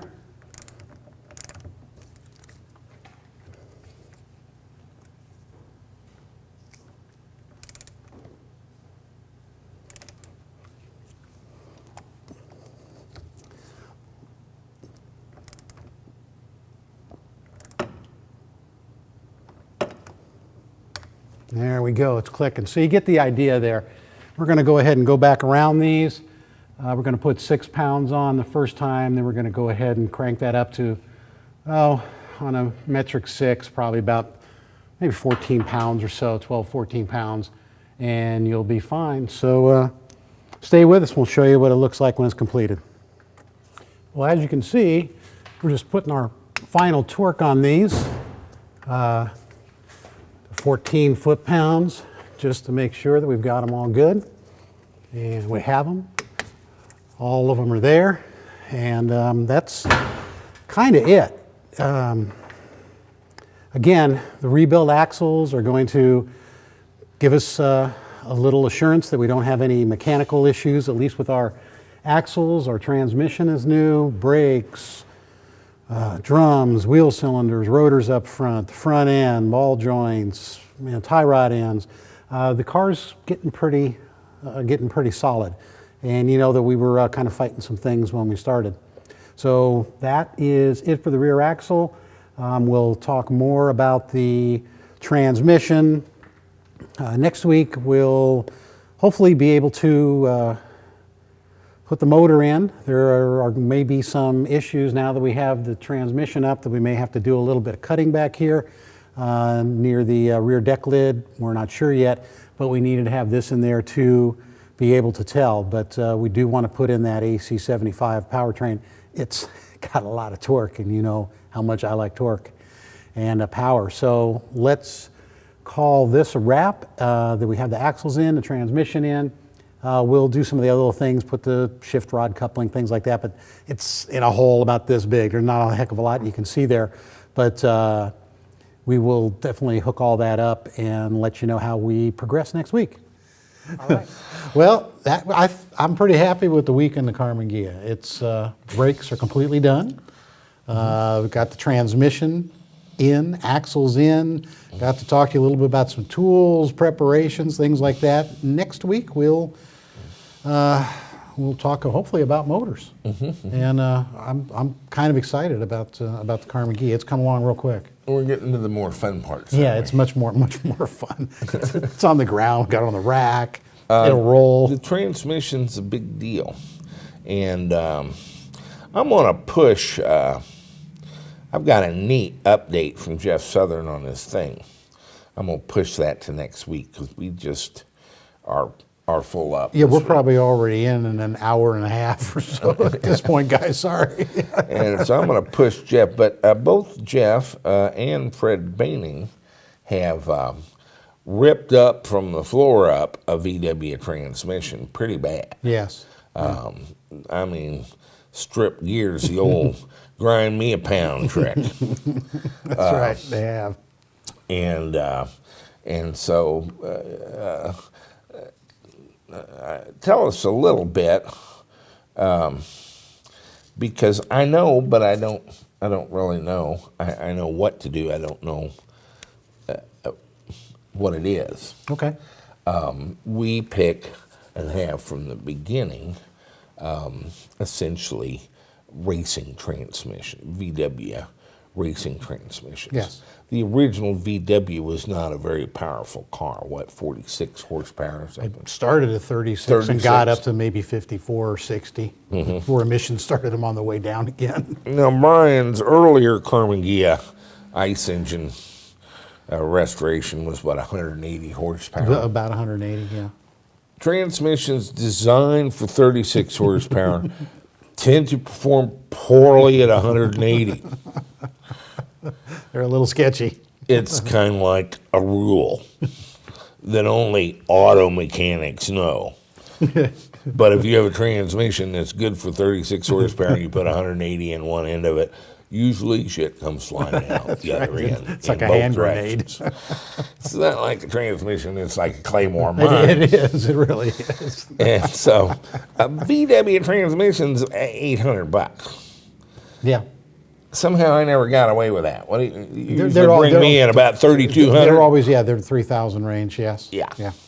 And that's because they have steel cut gears and special side panels, and things are welded onto the shafts that weren't previously welded onto the shaft. And it has a spider on both sides. Talk that mechanical. Well, what we do is we take a transmission, and most of the guys, we have ours built at Rancho Performance in Fullerton, California. Sam and his guys have been doing it out there for maybe 30 years and build a lot of race trannies. But we take the stock Volkswagen transmission case, they gut it. They do take on the shafts, they will weld third and fourth gears, use hardened keyways. We use a differential called a super diff, so instead of having the 2 spider gears in a carrier, it has a new carrier with 4 spider gears. We get the aluminum side cover on the side where that thrust load is, where the spider gears are. We changed the gearing to suit our electric motors. It's really kind of a subjective thing. It is, right. We set it up so that we have a better selection of gear ratio, final drive ratios, and we can run it through the gears if we want. But it's an expensive proposition. I'm not even going to say it's better. What happened was on our first one, we wound up with a first gear that had no place in the car. Yeah, right. We couldn't use it. You didn't need it. It would wrap up at about 8 miles an hour. And so you just did, and you don't need it anyway. But it felt like a home conversion. Right. Like if you don't need it, why is it there? Yeah. By going to a 344, couple of different gear ratios, all 4 of them act like someone could have designed that in the car. Yeah, right, exactly. Yeah, we and then it makes sense that there are 4. Yes. Even though you use 1 or 2 of them most of the time. Still, but all of them feel like they would have a role. Exactly. Yeah. So the glaring misdesign feel is gone. Yeah, it completely eliminates it. Yes. That's all the hearing was about. But the rest of that is reality. We've on Speedster Redux, our first Speedster, when we redid it, you and Hauber trying to make a dragster out of my Speedster. We did. They pack batteries in there we can't find now. We don't even know where they're They're at. somewhere. This thing is so porked out with batteries. 1,000 amp Soliton controller, warp 9. We burn up the clutch pulling it off the lift. Yes. And by burn it up, you can see smoke and it smells horrible. Yes. And they did get it off the lift. Yes. Back on. And that's all we've done. And so now it's got a little buzz in it because they replaced the clutch with a stouter clutch and pressure plate. Of course, didn't spin balance it with the motor Get a little vibration. and It's quick though. flywheel. It's not bad. No, it's no, not bad it's- enough to pull it out. No, it's but- not bad enough pull it out. But it's, I feel it, and am sufficiently annoyed about it to mention it on our TV show. Well, we just got our flywheel disc and pressure plate back today from the balancing shop. And it's dialed it's in. balanced. It's And you're starting in with a what clutch and pressure plate? we use the Kennedy engineered products. They're what they call a stage 3, so it's a 2,600 pound pressure plate, and then the Dicon, the super disc, which is it's for the street. It's probably about all you'd want in terms of clutch stiffness, in terms of your clutch disc stiffness. So is this Jack and Brian playing with Jack's money and don't know what they're doing? No, these are kind of necessary things. If you put a substantial motor, and by that understand that our whole approach is to use motors a quarter of the size, a third of the size of what they put in a Tesla or a Nissan or something like that, because we know we have a transmission and we're going to use it. And you can get by with much smaller motor by using that transmission, and I predict that they'll all eventually come to that. It's just easier to have after the market for electric cars is established, they'll find they can make it a lot cheaper with a smaller, lighter motor. It's just sort of cost by the pound. Sure, exactly, yeah. And they already have transmission technology to the point that we're right now in a wave of introduction of 8-speed automatics worldwide, all over the place. Everybody. If you don't have an 8-speed automatic, really pretty much in the showroom at this point, you're lagging. That's right, you're behind. Right? Now, who needs an 8-speed automatic? Well, apparently, anyway, it wants to compete with a car. That's right, yeah. And I view the transmission as the most highly evolved component in an internal combustion engine car.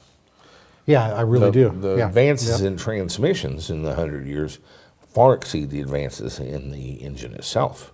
And so I would predict that coming out the back end of this era 20 years from now, they'll be doing smaller motors and more elegant transmissions. Makes sense, yeah. Maybe sort of tuned to the motor. And really GM has kind of gone that way with the whole Volt drivetrain is actually sort of that way. They've got the engine and the electric motor each able to be an input to the transmission. A lot of people think the Volt engine is only a generator. That's not entirely true. No, you can drive on it. It actually drives. Yeah. And in the ELR now, they actually have better performance with the gas engine on than electric only. Oh, really? And that was not true in the Volt. Oh, no. But but it could have been. They kind of backed off of that to make it seem like it's a series electric. Mechanically, there's a little problem with that description. Okay. But it's okay. almost undescribable what they did do, because they got shafts inside of sun gears to where they can both drive the transmission. Okay. All right. And so that's that. So that's why Fred and Jeff's stock transmissions didn't last very long. And those weren't huge motors they put in, by the way, but they're very capable ones. And if you set it up right and step on that pedal, a good big mash, You're going to get some torque. it was a Volkswagen. Even if you really, really like Volkswagen, what we like about Volkswagen is all the custom stuff that's grown up around Volkswagen. The original Volkswagen really was not that near and dear to my heart, but it led to a whole ecosystem Oh, absolutely. of cool Yes. stuff Yes. that you're kind of once removed from the actual Volkswagen. Speaking of Volkswagens, Jehu, after much thought and consideration, has decided to name his project. Guess what he's going to call it? What is he going to call it? Get this. You talk about cute. The Electric Samba Project. Show him. He doesn't believe you. Bring it in. Bring it home. This episode of the Electric Samba Buzz, we're going to show you what 1,500 of these 18650 cells look like. Plus, we're going to go over the bittersweet realities of owning a custom electric classic car.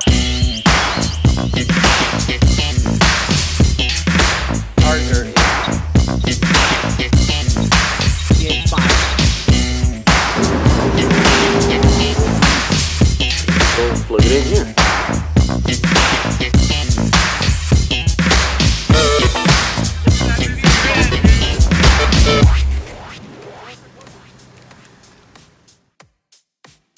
Whoa, did you guys check out that intro? Man, yeah, here at, we decided to do, oh, by the way, this is Wayne here that is trying to get in the camera. He's trying to steal the spotlight here. Look at this guy.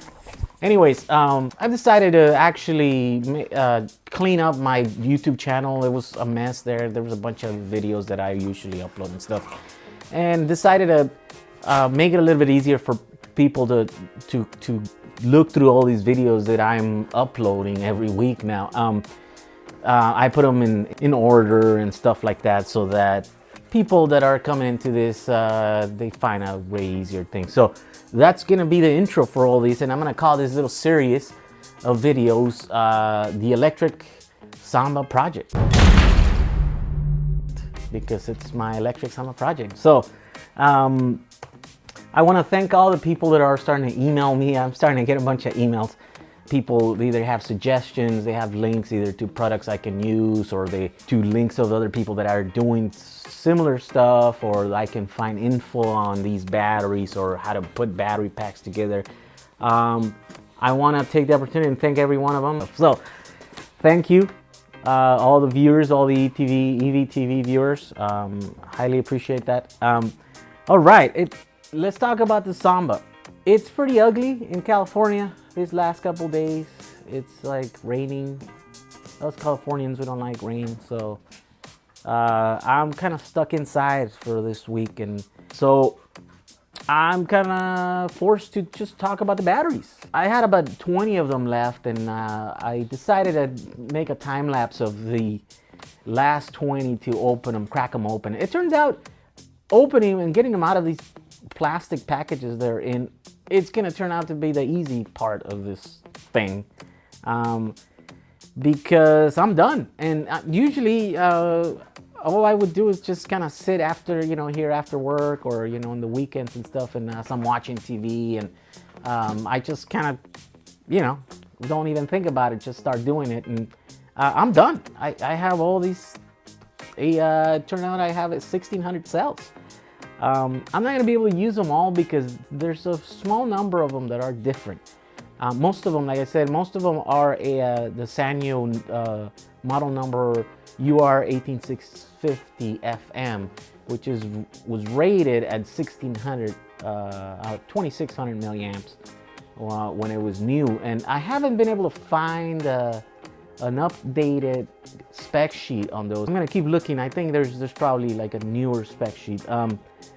So there's also Panasonic CGR 18650Es. Wait, E's? Yeah.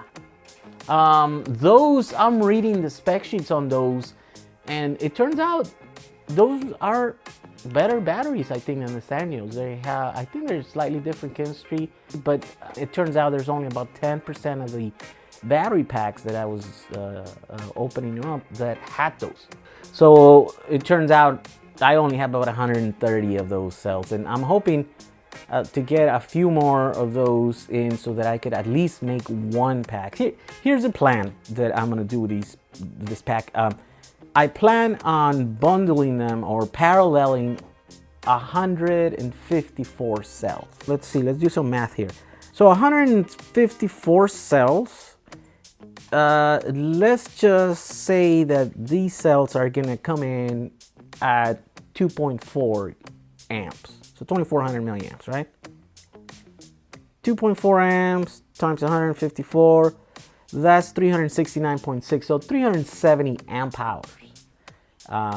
Parallel pack or module. 370 times the voltage, which I'm gonna have 30 of these packs, so that's the plan. The nominal 3.7 volts makes it 111 volts. So that equals 40.6 kilowatts, which is what my Samba needs to get a 100-mile range. That means that I am going to need 154 times 30. And that equals to 4,620. So I only have about 1,600 cells, which, you know, it's a little bit less than 1/3 of the cells. I think at 1/3, I'd be able to put 10 of the 30 needed cells for my battery pack. And so the spec sheet shows that these batteries, the maximum discharge rate at 2C. That would be, let me see, so if they're 2,400, I don't know if it's what, 2Cs would be from the initial capacity, which is 2.6, right, amps, or the current capacity. So maybe someone can help me and figure that out, if it's if 2C is 5.2 amps or 4.8. So either way, my system, which is the Curtis controller, only pulls a maximum of 650 amps, right? 154 cells times, let's say that all my batteries turn out to be 2.4 amps. Then it's 370 amps. 2C, right, would be 739 or 740 amps. So I'm gonna be below the 2 amp or 2C maximum discharge rate rated on, for these cells. In reality, now that I'm driving my bus around, I hardly ever see 650 amps. Last time I did that, I was going uphill and I was really just gunning it, just try to see how fast I can go up the hill. Most of the time going down the freeway, it pulls a pretty continuous 200 amps. So 200 amps, it's well beyond, well below the maximum. And I think that they won't be damaged. I think we're only gonna see even close to 2Cs just for a few seconds on hard acceleration most of the time. So they're looking good in that aspect. So let's look at how we're going to package these things. Today I just started looking at what Tesla does, and I've heard a bunch of people say that they have the tiny little wires at the end of each cell, and then they have their space. You hear Elon talk about that stuff, that you have to space these batteries apart so that you don't create all that heat. And I never knew why people were saying that. I hadn't seen the pictures and stuff until today. I went to one of the forums where someone posted pictures of the battery packs, and I could see now how they're spaced apart, and they all have the some aluminum water channel or kind of cooling thing that goes through each and every cell, and that's how they're cooling down these cells, and also how they have a little wire. So I'm not gonna be driving a Model S, so that doesn't necessarily transfer over to my battery pack. My energy requirements off of this pack, it's gonna be a lot less than the Model S. I'm not gonna be driving around with a motor that pulls 464 foot-pounds of torque. I don't know what that translates in amps. Their battery pack, it's a higher voltage pack. So there's a bunch of differences between my system and their system and my power requirements of the cell. So I am going to be doing some tests as to figure out how much these batteries are heating up in regular use. So what I plan to do is make one module and then just tap it into my system and drive it around, do some tests and see in average normal use what the temperature is on these cells, so that I can figure out if I do have to space them and if I do have to put something that is touching, like a large area of each cell, or if I can just do what my intentional plan was just to actually have the anode and the cathode of these 154 battery cells, packs or bundles or modules, be a chill plate. So then that way it'll just be, it'll just be touching the ends of these cells, and maybe that's going to be enough cooling for my power requirements, and we're going to get to test that. So that's the plan for this, guys.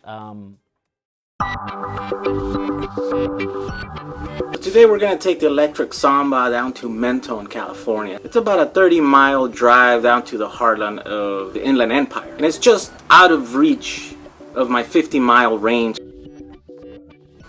So we're going to try and charge while we're there, and then come back, and hopefully we can make it. Last time we tried this, it did make it, so this time we have a bigger cable, and we're hoping that we can recharge enough to be able to make it back on its own power. Siri says it's not gonna rain today, so we're gonna take the Samba even though it's freezing and it doesn't have any of the windows still. So here's nothing. What are you doing? Just in case. What? Just in case what? Been there, done that.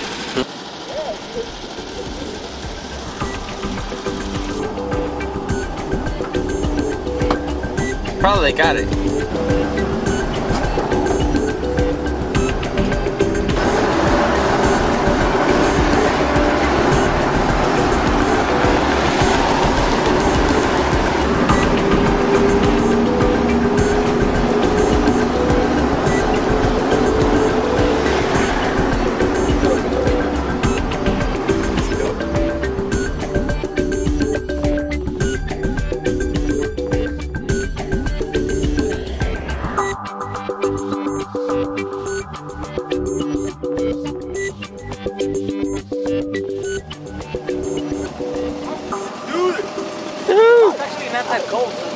No, well, if you got that beanie, I guess.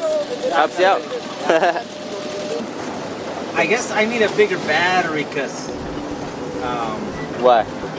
I can't like be driving, have my lights on, and then have the radio on. Oh, it won't. Why? It'll drain I don't know if you saw, maybe the lights were like flickering down every time, like. Really? Yeah. I wasn't paying attention. Every time. Watch. I'll show you here. How do you charge it over here? There's so where we're going, there's like an RV park thing. Uh-huh. And it has plugs everywhere. Oh. So you can plug in your RV. Cool. So it's free. Or you gotta pay someone money. No, yeah, it's free. Yeah. Yeah, it's free? Last time I just plugged in and it worked. So. It's nice. But I don't know if it's gonna charge fast enough. Oh, all I need is like 30 amps. It's exactly how much I put in last time. Yeah. So no, I'm gonna be able to put more because we're gonna be here a little bit longer. Yeah. And I have a different connector that can output more, and I have the cooling system now that can output more. Okay. But I could only put in 1.5 kilowatts per hour. 1.5 kilowatts. Is that the limit?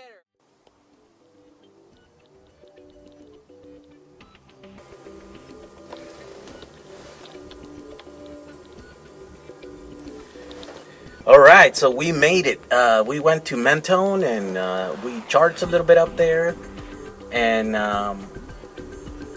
while we were on our way back, I figure it took us about 100 amp hours to get there. So I'd figure I'd have to charge and put back till the battery pack had 100 amp hours to come back.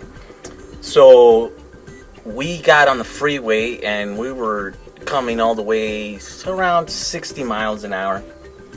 And the amp counter went from 100 amps all the way down to 0. And around 0, we were still about 10 miles away from home. At which point, then I'm checking the voltage because I know that the voltage, and my pack is sagging. It sags more towards the end of its charge. But it was sagging to about 90, about 95 volts or something like that. Just 96, 97, somewhere around, 95, 100 volts. So I knew my pack still had some more in there. I pulled off of the freeway where I was pulling, a pretty constant 200 amps for the pack. Just to kind of let the pack breathe a little bit, and as soon as I pulled up into the first stop, it bounced right back to above 105 volts or so. So I knew my battery still had some, a few more miles in it, and I would probably get home. At that point, then something kind of surprising happened. The amp counter went from 0 back up to 180, which is, kind of funny. I would think it would just go into negative amps or something. I was surprised that it went back up to 180. I wasn't surprised that the car would still keep going because I kind of knew that my pack had a little bit more than 180 amps, which is rated capacity of the pack. So we made it home. I just pulled up to my driveway, and the amp hour counter it has 168. So that means we went a further 12 amp hours, right? Yeah. So let's see. That's so 70. No, that's 30. Yeah, that's 32 amps. Wow, we drew an extra 32 amp hours from my pack, and my voltage right now resting, it's 100 volts, which if you divide that by 37 cells, my cells are resting at 2.7 volts. My battery pack is pretty much done. I mean, it's empty. I probably couldn't get another 2-3 miles off of this pack, so I'm home. I will be able to charge the pack, put it on right now on the charger, and the charger will keep track of the amp hours it's putting into the pack, and that's going to give me an accurate reading of exactly how many amps go into this pack, at which point I think I'm going to have to input that into the dashboard system so that it gives me a more accurate reading and I don't reach 0 with 30 amps still going, before my battery's done. It was just something surprising. I didn't expect that, and yeah, it's something for keep out there. All the everybody that's using the Electric Motorworks dashboard app.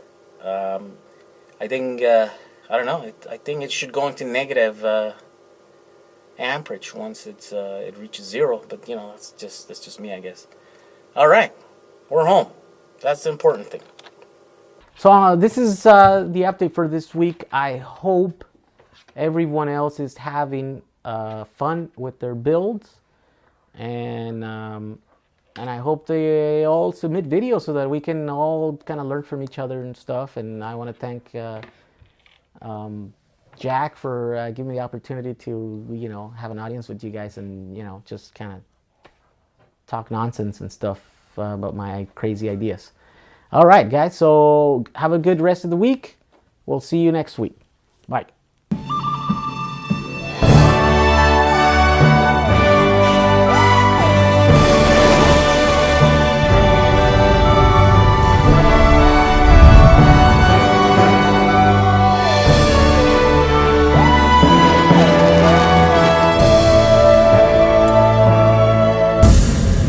We almost lost our wheel right here.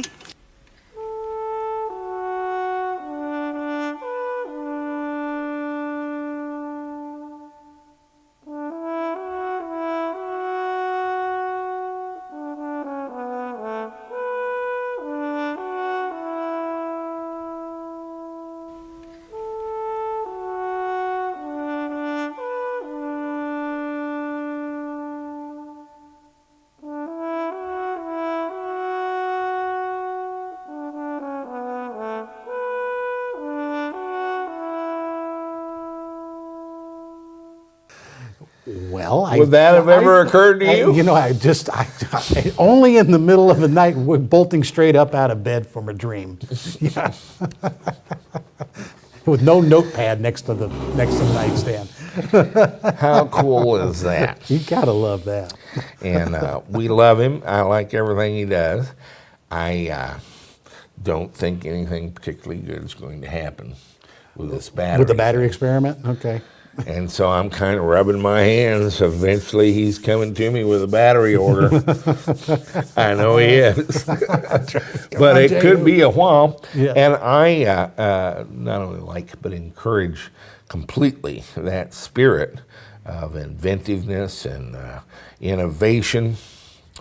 And that whole thing is just too cool, Jehu, and don't let me talk you out of any of it. No, keep doing it. If you want to set up a battery plant in your living room in front of the damn TV, why not? I say go, girlfriend. You just do it your way. That's right. And we'll applaud you every step of the way. And that takes us into some other topics. I hardly know where to start. I've had a pretty good time of it in the last 25 or so years. I realized at a fairly young age that if I paid my income taxes on time and my utility bills and took care of my wife and my kids and took out the garbage, that someday I would be a really old guy in a white room full of white people dressed in white clothes, all anxiously bent over me to see if there would be anything they could do to ease my pain. And of course, get one more billable procedure into the government right before I passed from this world. Working at it hard. And would you believe that afternoon I got up with 3 little kids and a huge house payment and said, you know what we're going to do starting right today? What? The answer is any freaking thing Jack wants.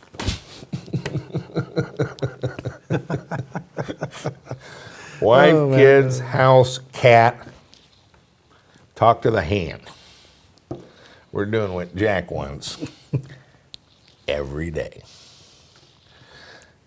Do you believe everything went better after that? Did it work out? I made a lot more money.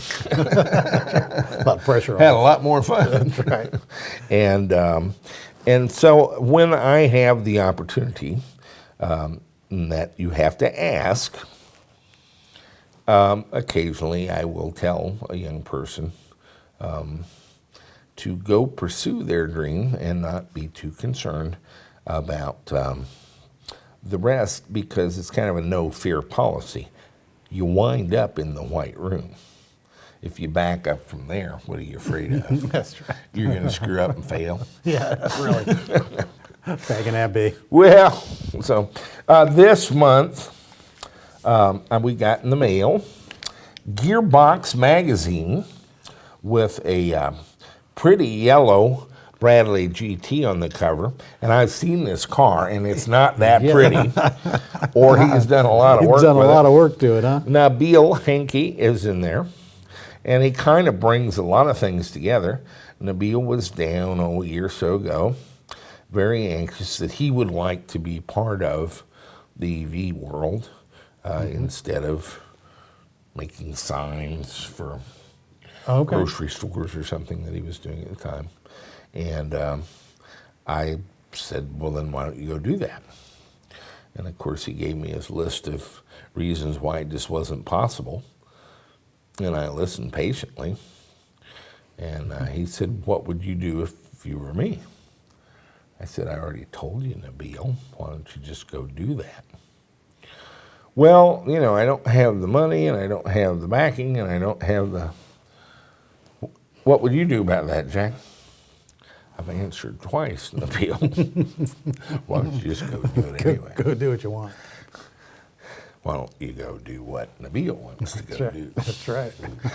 And the first step is always difficult because of the inertia of the universe, but the second one's a little bit easier. And I'm not going to say that everything's easy or that Nabil is, but he is in Gearbox magazine this month. Yes, that's right. Being quoted about his thing, and two of the ones that he quoted as inspirational was the BMW that went up Pikes Peak. Yes, he did. Yes. That's Matt Hauber. Yes. Matt Hauber wanted to come work with us for 2 weeks. And he was going to start his own components thing and build cars. He stayed 6 months, and I actually had to fire him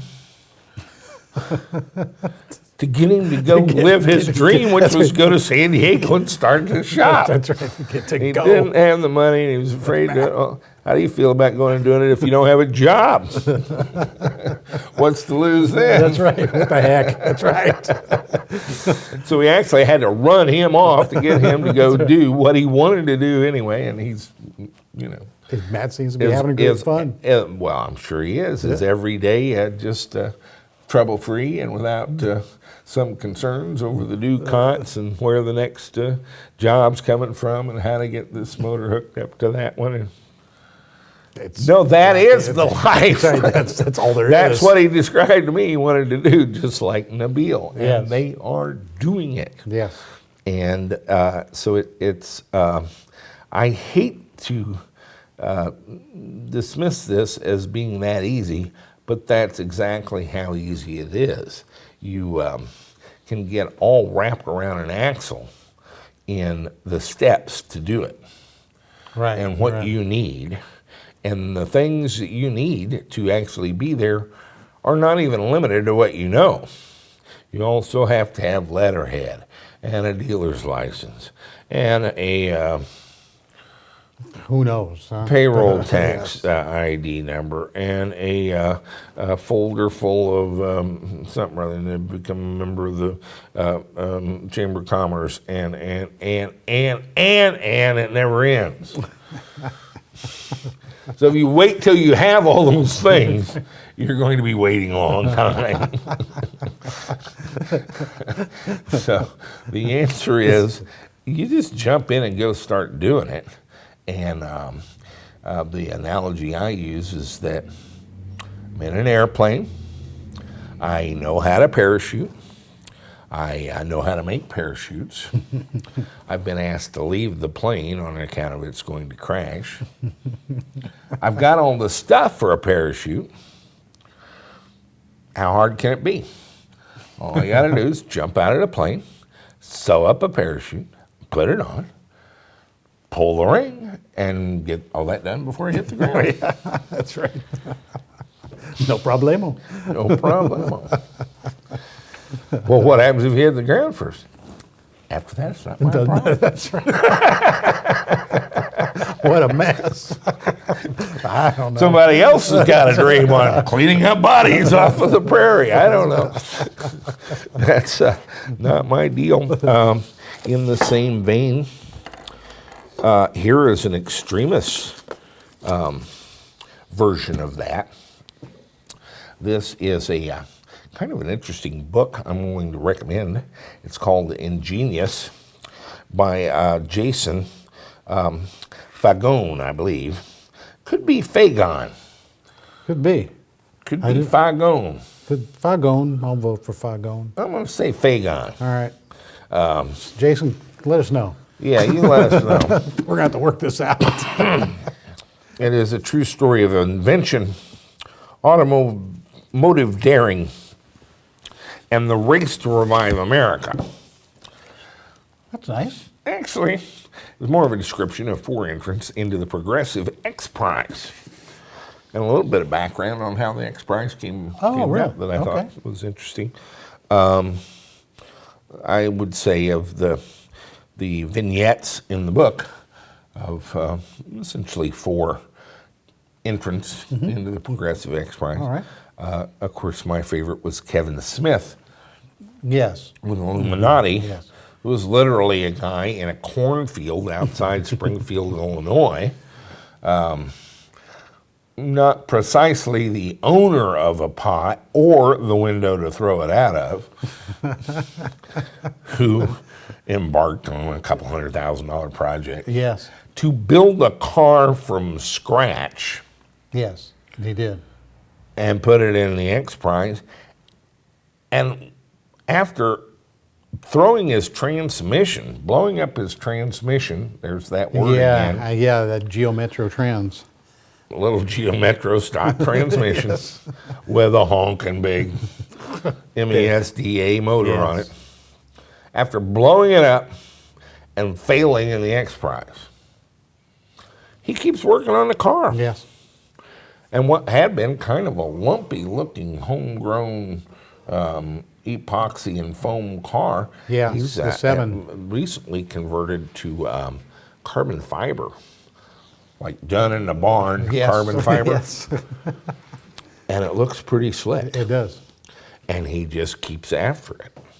You see, you don't really have to declare yourself a failure simply because you got thrown out of the X Prize. Exactly. Yes. You're a failure when you say, oh, well, I guess I failed. And if you forget to say that part, you just keep on plugging on. That's right. You just keep It's on a doing funny it. Isn't that thing about something? that. And if somebody comes up and says, aren't you a failure?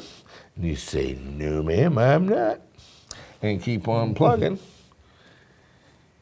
What's their response? You must not See, be. if you don't admit it didn't happen yet, That's right. you're just still on your way. That's right. I'm on the journey. And so I love this guy. And he is cited in this actually quite in-depth article in Gearbox Magazine with Nabil Hinkie about how is this all going to play out with the electric vehicles and why do you guys do it, which Nabil did a masterful job of explaining exactly what we're about, and where we're going, and why we do that. And in those terms, it's the outcome, unless we declare ourselves failures along the way, is kind of inevitable. And these are the people who are going to make that happen. And I'm extraordinarily pleased at the number of them we have among the EVTV viewership. And at this point, you could take me out with one shot, and it'd be like pulling a finger out of a glass of water. Nobody would be able to tell. These guys have the dream, and they're living it. And for those of you sitting around kind of wishing you did, wish on, baby. You can watch everything we do. It'll all be good. Let's talk about our bling. All right, let's talk about it. What do we got here? Got in this week. Okay. I've been messing with these chargers. These are these TCCH Yes. chargers. Paul Dove contacted me. Apparently, a guy has been putting the 1.5 kilowatt version of these in the Prius and has burnt 20 of them up. Oh, really? And Paul and his cohort, Ken House, down at the Marshall Space Flight Center, have diagrammed the problem Oh, and okay. the solution and the schematics, which is all cool. Except, I keep telling him, we don't have the problem, Paul. We're not burning up any of them. I can't find any burn up. There's a pre-charge circuit inside these chargers. Oh, okay. 250 ohm resistors that the AC goes through, gets rectified, a little 12 volt aux supply, then when it comes up, closes a relay and applies the AC to the thing. Okay. If you lose this 12 volts, which apparently happens thermally, if you get it too hot, Oh, okay. it loses the 12 volts, the relay disengages, and the power is going through the 250 ohm resistors, and they burn up. Okay. So if you have a charger burn up, it's open it up. There's 2 burned resistors in a relay. Replace them, you'll be fine. However, we never run into that. No. I had been doing the 4 kilowatt charger, and I've put together a little box which has an Arduino DUI in it now, and this is the CAN bus controlled version, which is, I don't know, $75 more or something. Okay, so, yeah. They have 3 versions of the charger, and this is why I'm a little goosey about this. I keep getting requests to put the controller out there. It gets kind of sticky. They have 3 control versions of exactly the same charger. Version 1 has 10 profiles in it. Usually they just want to put 1, but you can sometimes talk them into putting in 10. Okay. And you press buttons and play Yeah. the LEDs, and you can pick one. Yeah. Control version number 2. 0 to 5 volt signal in this little port here will control the amount of current that it charges anything. Oh, And- all right. Okay. It really starts at about 2.5 volts, goes up to about 4.5, and you can kind of dial that in. Control version 3 is CAN bus controlled, and they give you a little CAN bus adapter that plugs into here. Well, I had a CAN bus adapter. We started with a Makina. It had CAN bus on it, and then went with the DUI with a CAN bus adapter. So that was going from the DUI through the serial port, through a CAN bus port, out 8 inches of cable, through another CAN bus adapter, back to serial into the charger. Okay. Mark Weissman helped me cut out about 9/10 of that Simplify stuff. that a little and bit. now we have an optical isolator in here, talking to the optical isolator in here, and doing it all serially, and as if by magic, and cut out most of that. So it's a CAN bus controlled charger that we're not using CAN. We're just talking to serially, and it's very simple. You can the other end of that's got a USB port you plug in with a terminal program, and it transmits one line of ASCII text. You can enter a different voltage. That's the target voltage it charges to.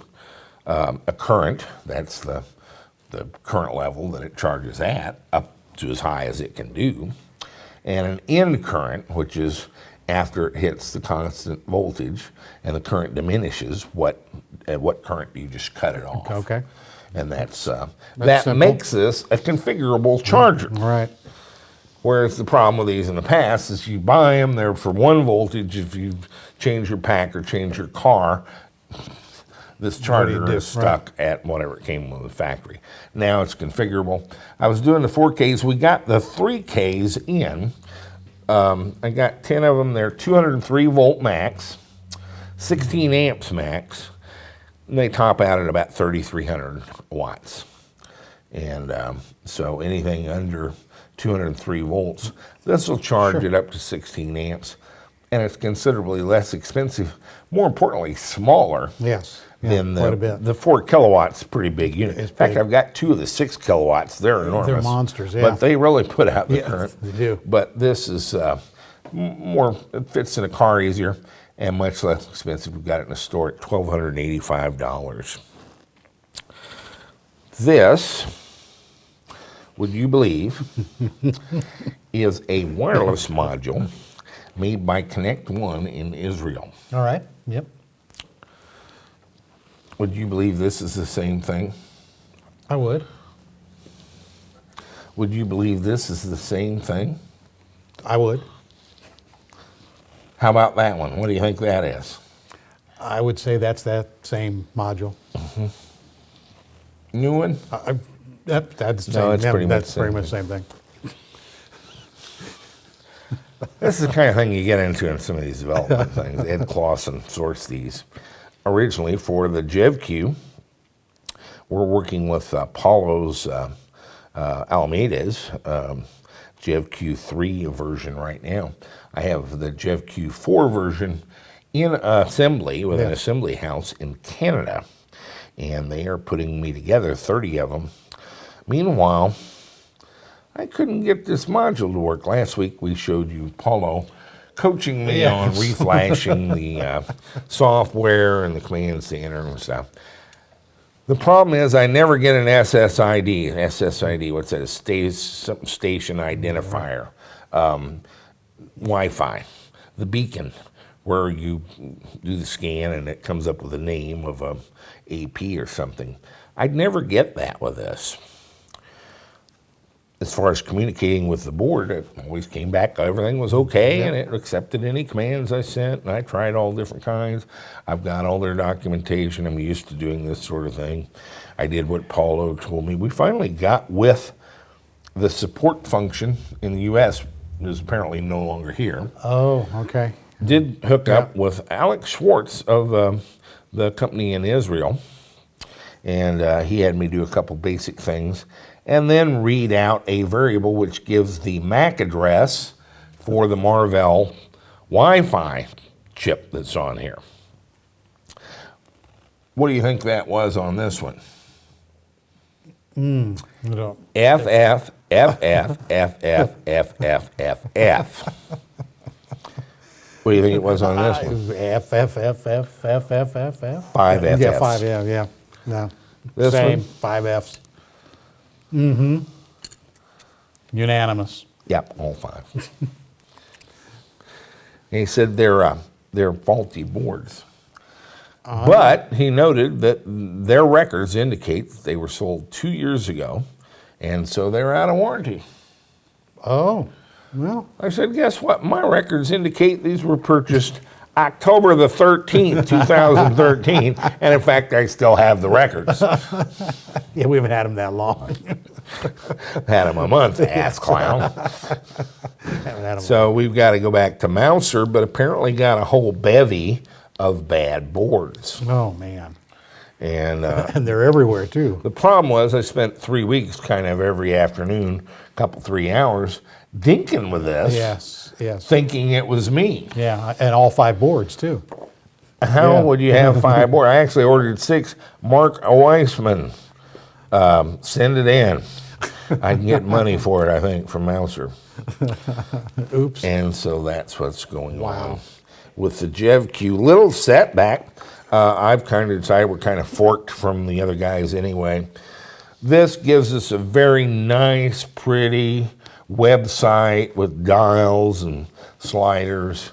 I'm going to go back to simple as stupid. Let's get the cars running Right, first. okay. I'm going to clean out a lot of that crap they had in the software, go back and redo the serial interface where you can set up your throttle and your brake and Yeah, the what you need. the stuff we need to drive the That's cars right. and do that.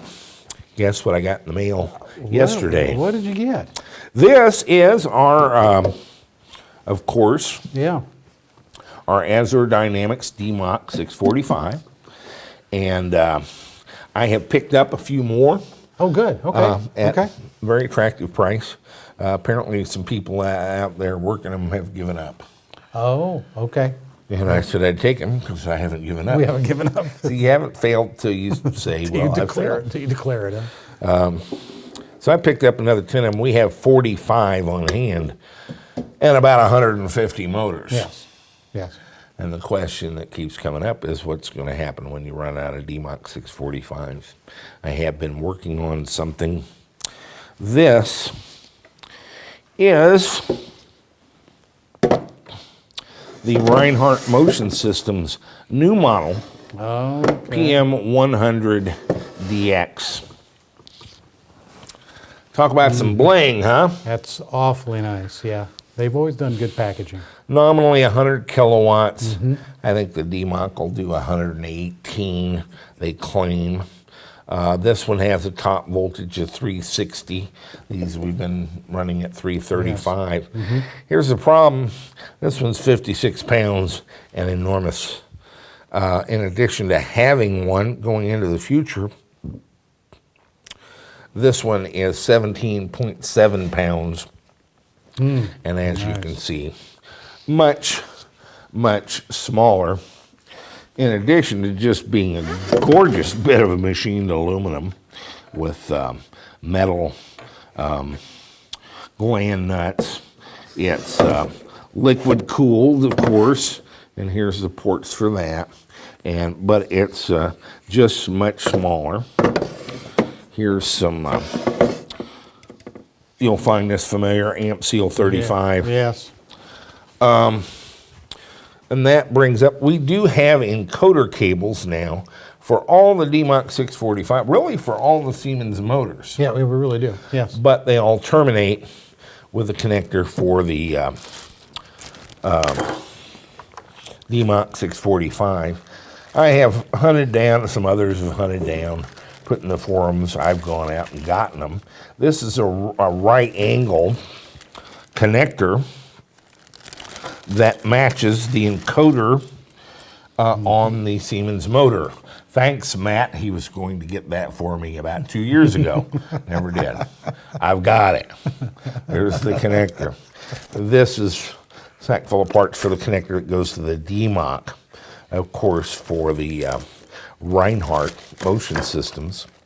We're going to have to make up a cable that goes from the Siemens motor and includes a couple wires in the, one of these connectors so it can get the same temperature and shaft position.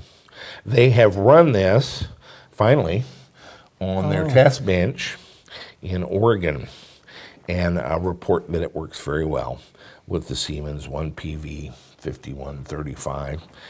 He kind of mystically alludes to the fact that he doesn't think the 150 is going to add much. I don't know why that is. The 150 will do 450 amps. This one does 350 amps, something like that. This does 360 volts. This will do 400 maybe, but it's very analogous in size of power, but in a much smaller and, might I say, glittery package. It is really, really beautiful. Rinehart's actually been sold to a company called Orchid Technologies in Wisconsin, Yes. I think they're up there in the, yep. Now here's the problem. Chris is actually one of us. He's had built his own EV 20 years ago. This is 3 or 4 ass clowns in Oregon. They mostly sell these to racing teams. Yeah, they do. And they have been wanting to sell to OEMs, of course. But they just don't have the manpower to spend a lot of time with you. They did actually spend quite a bit of time with us on the Mini Cooper. On the Mini Cooper build, they did. And I may have a couple further questions on that. We're gonna pull the Mini back in here and get that back up.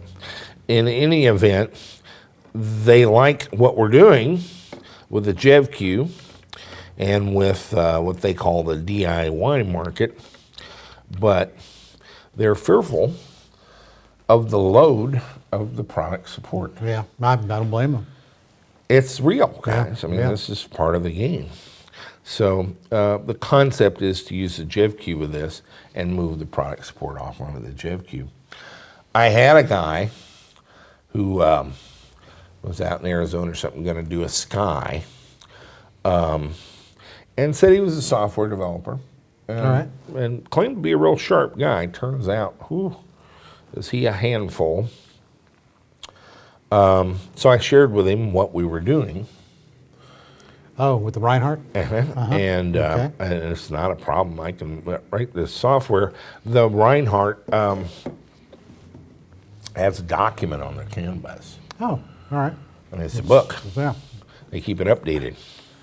Put suggestions in it. It's their documentation's actually pretty good. Okay.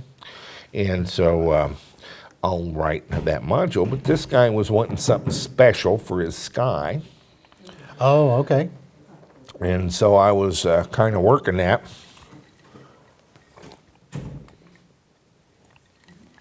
I talked to him a little bit about maybe getting involved in the development of it.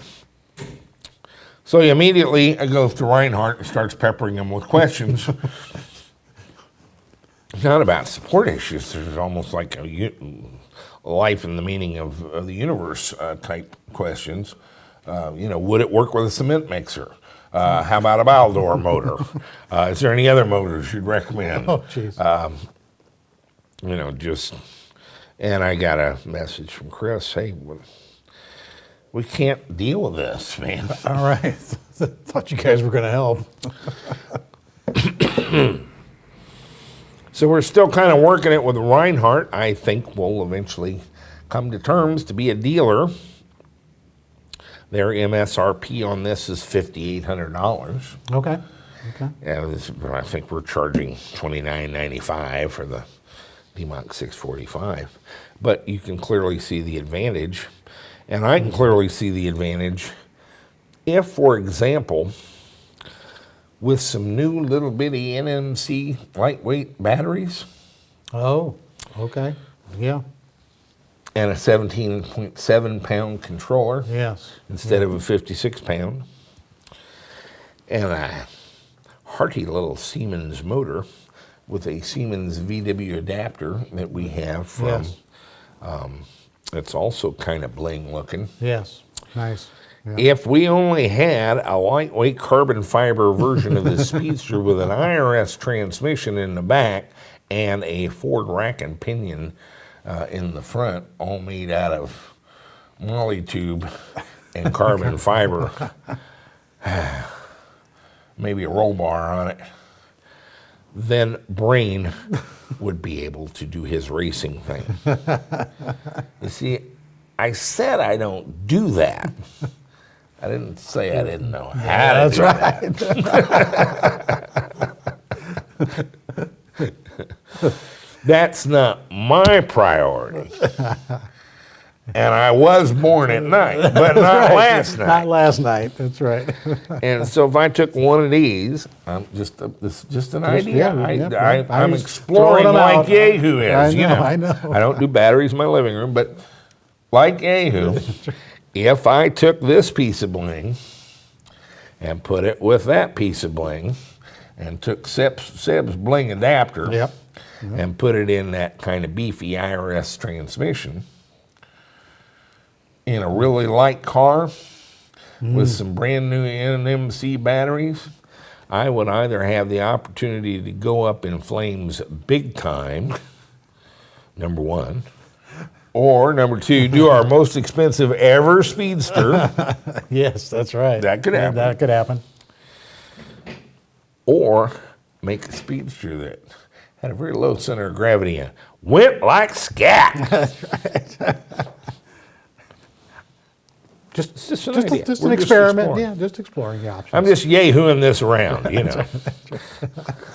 And so, yeah, this is a little more expensive, much lighter, much smaller, much more elegant, currently supported. But guys, if we're going to do this, we have to do the support or they can't sell them to us. And that means we set up the forum and get it working with a JevQ and do the best we can amongst ourselves. And if you'll save just a few very pointed yes-no type questions, I might be able to present them to them once and then send them to you 100 times That's right. Yeah. via the forum. If they have to reply to 100 email messages, they can't sell them to us because No. there's nobody there to do that. They just don't have the people. Do I have the people? Not really, but we can use the forums. I'm Yeah. pretty good at technical documentation, and we can do a little book on it and so forth. And although their documentation is not bad, No, it isn't bad. Yeah. that's Right. been how they fought off the world so far. Right, right. Is with pretty good documentation, and go from there. But if your sole mission is to get around me and get to them, to get to the center of the universe, they just go away. Yeah. Get 'em. Yeah. I think we're going to wind up with a PM100 at $5,800, the 150 at $7,800. All right. And the 150 is same voltage but higher current, up to 150 kilowatt, about 450 battery amps.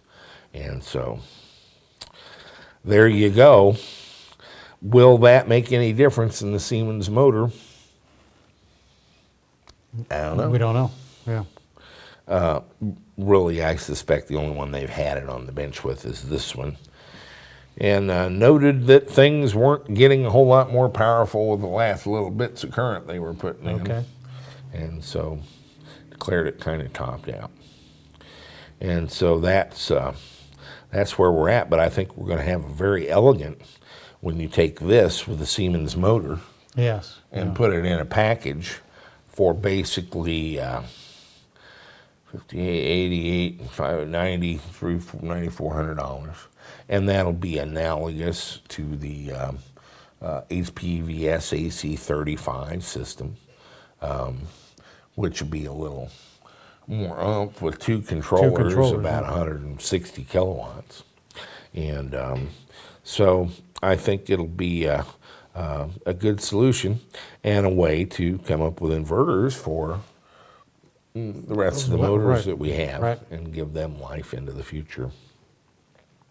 We so we're having a good time with the store and product procurement. JevQ, of course, being the constant thing. They ran into a little problem at the assembly house getting the DC to DC converters that Ed had announced were he'd pretty much cornered the supply on. And I went out of country and had about 40 of them. So we sent 30 of them up Monday. And We did. we should have boards pretty good. Jeff's got me an enclosure that's going to be very nice. Ah, cool. And, Cool. But we may, coming out of the chute, a bail on the wireless thing. He said this is deprecated anyway for new builds, but I think they just hosed it up and they're trying to Okay, disavow any responsibility for it. But Yeah. apparently I got a group of 6 of them that were all bad. Ed had gotten some from the same place, Mouser, that were good. The other thing he did ask me to check as a command turns out to be the serial number of the device. And as soon as he had those 2 bits of items, the Marvell Wireless Mac and the serial number, he was able to pronounce the ultimate solution, being that you're not going to do any good with that one. They're dead on arrival. He seemed terribly knowledgeable about this and quite definitive. So I don't think the problem is me or these. It may be much wider. Maybe more. Yeah. Than that. So that's where we're at. A lot of neat things coming. My new batteries should be here. I think they shipped the 26th. Where are my solar panels? In St. Louis, they were coming out of customs. When? I think today. Today would be a good Yeah, day. I think today. Yeah, I talked to them We'll today. have our 180 watt, 6 pound, 3 millimeter thick solar panels. Priced them Pretty at $296. They're already on the website. Jeff Southern spoke for 10, and I think Did John? John Scribner Yeah. wanted 10. Yeah. I'll have 30 left. If they sell, we'll order more. Absolutely. What else secret stuff is going on I can tell you about? Oh, I just, been working with a guy with Kodak, great guy, Rick, something. Rick, great guy. Yeah, Rick the great guy Yeah. from out west with the Kodas, and told him my problem, and I just don't have room for the cars and the disassembly of them to part them out.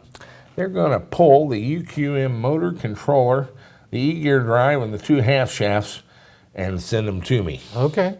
And we're Okay, buying good. 10 sets of those. All right. That makes it easier. We'll see if anybody cares.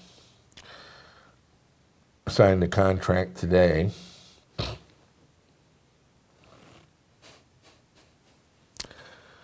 $60 of them. I may be broke now. Just shoot me. 60. 22 kilowatt hour. Nickel manganese cobalt oxide. Packs. With the BMS, the fuse, the contactor, everything built in. Coming to you direct from Israel, which it turns out was not that good a place, to a much better place right here in my building, and I have no idea where we're going to stack them. No, it's going to be interesting. 60 battery packs, 22 kilowatt hours. We're going to make these available to you at a price you're not going to believe. But basically, the first 60 of everybody better grab one, because I don't have a place for them. That's right. How would you like to have 22 kilowatt hours of lithium cells sort of packaged to do the hot swap Right. at the exactly. price of lead acid? Well, there Who you go. wouldn't? So a lot of stuff happening.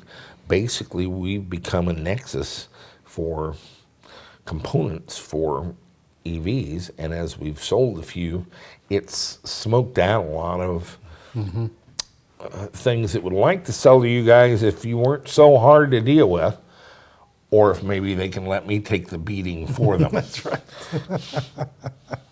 And then piece them out.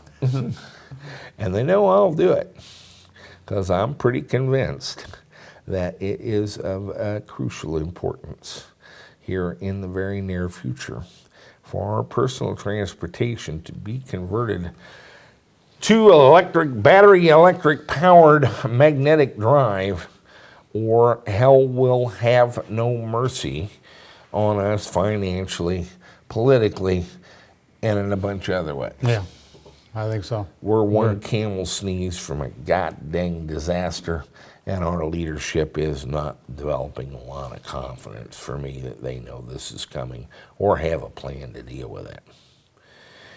And when your food has to pay $12 a gallon to get to you, it's going to cause some economic chaos.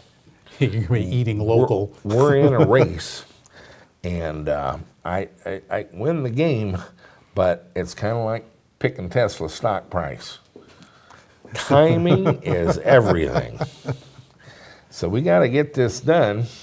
And as I've said many times, it's an acculturation issue, not a technical one. But for you, it's kind of a technical one to build the car, get it on the road, and be showing it like Nabil Hankey, Kevin Smith, Tim Catalier, Jeff Southern, and the many others in the EVTV army of 100,000 guys. If I can get 100,000 guys to go in the garage, sweep out a space about the size of a car, take some of this junk and weave it together and make a car, and then go show it to your smart-ass brother-in-law, game over. I know how this comes out. This is not a gratuitous appeal to the worth of the everyman. This is actually how stuff changes in our society, and it always did. You bought into an illusion of the television, and here I am on TV dispelling it. You are much more powerful and much more influential than you think, but only when you're in action, not sitting on the couch watching TV. That's not really where you're making your big mark. Not really. That's right. Do it. So we now have a Navy with Anna. We do. Yes. And I, the fleet. Before it's all over, we may have an Air Force. As